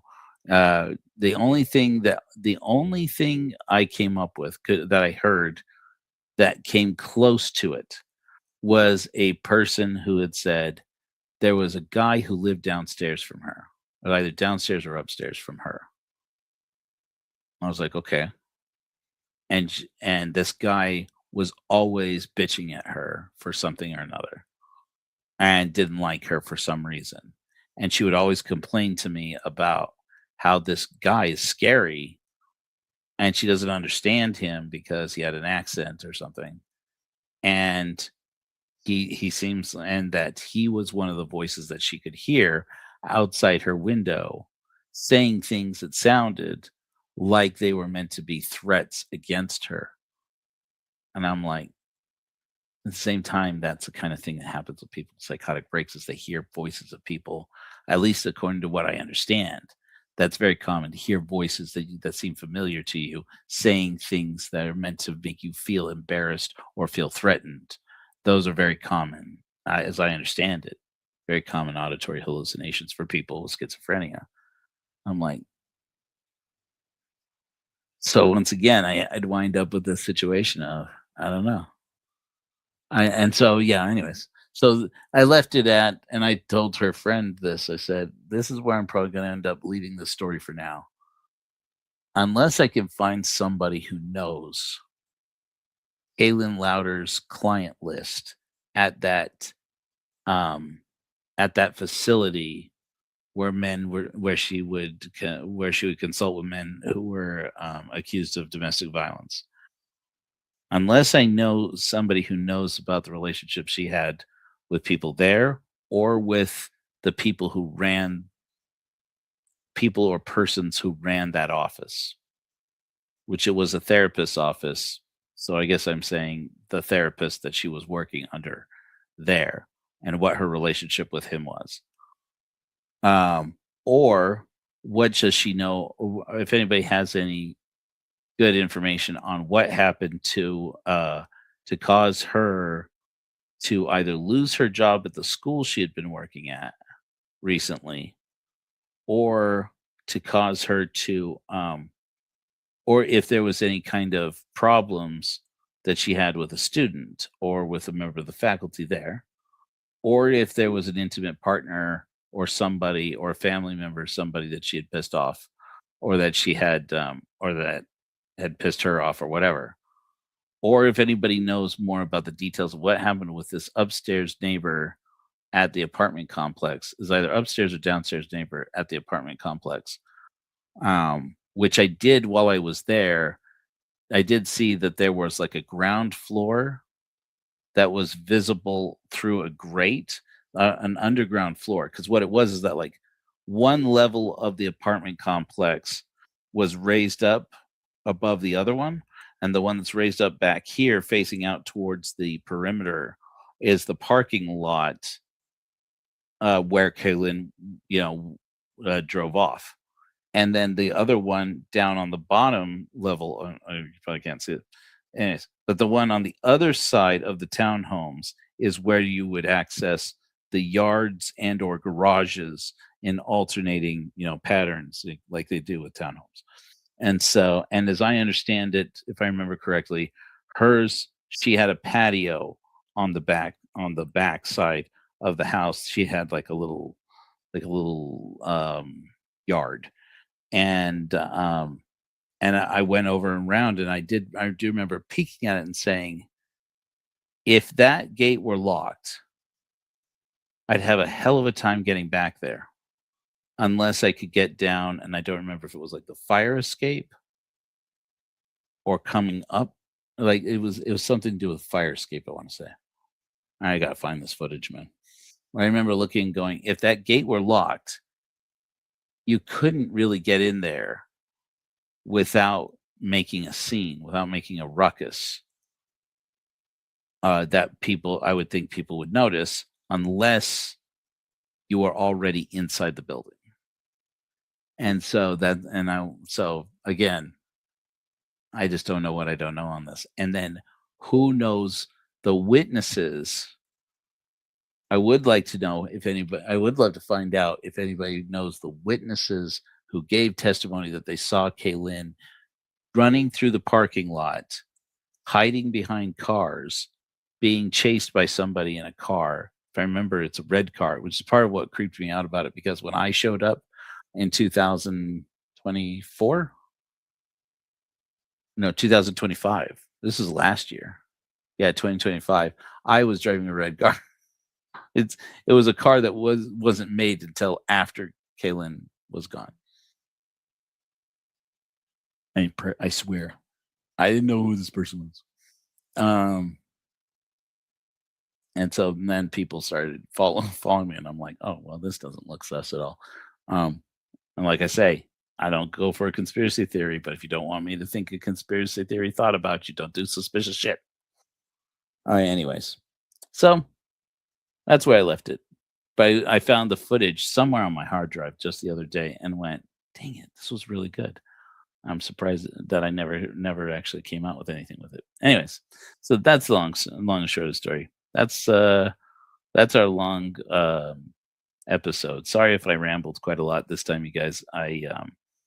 This story about this guy Weirdbeard, it threw me for a loop, and I wound up reading a lot more than I ended up talking about here. But anyways, we're the Church of Horror. There'll be updates coming up soon, it seems. In the ex-Mormon world, there's a lot going on right now.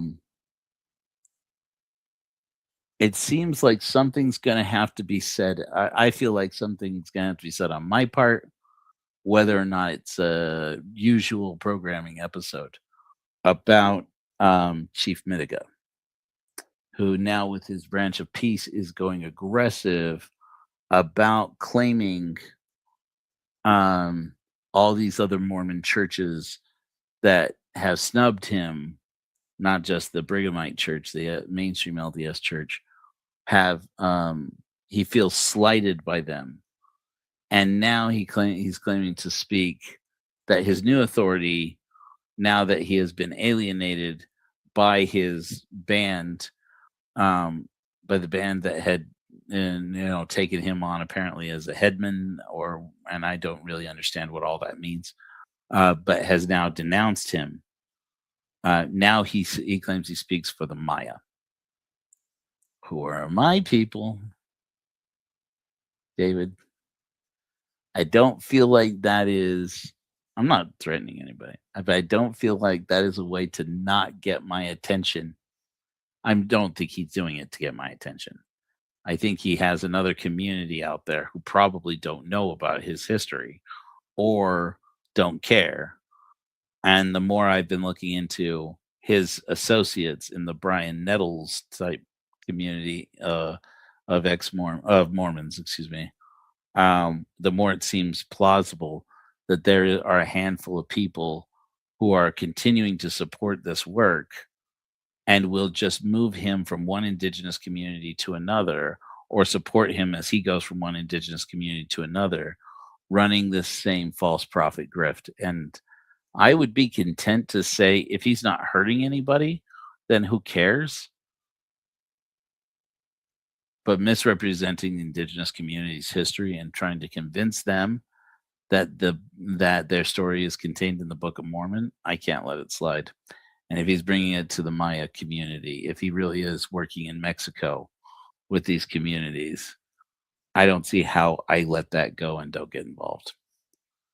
I try to be very peaceful and loving about it, but I'm not going to just let it go. So, stay tuned. That may become a thing soon. The Kai Schwimmer thing's definitely going to come to a head, though, by the way, in the near future. Which, weirdly enough, I'll tell you this much. Watch this space. Kai Schwimmer, the Paul brothers, Hayden and Jackson Paul, and Tim Ballard. I'm watching it.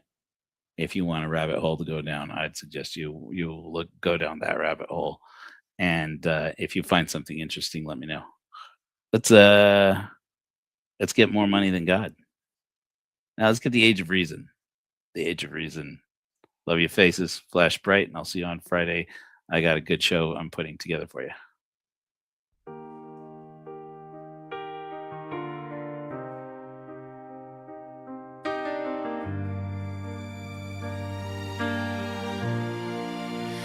After the night of faith dawns our revolution.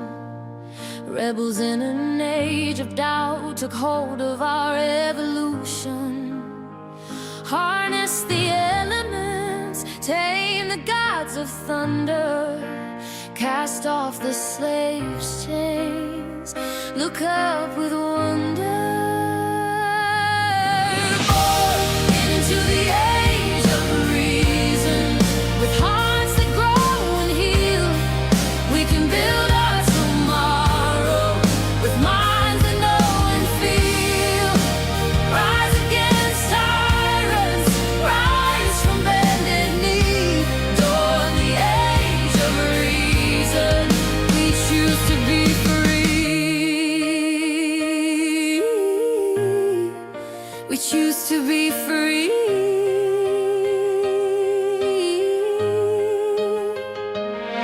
We can map the distance spiral, count the beating of the heart, tap the wonder of nature, refine the healer's art. Stars up that found a voice, we lift up one another. We're the science of the stars, save our sacred mother.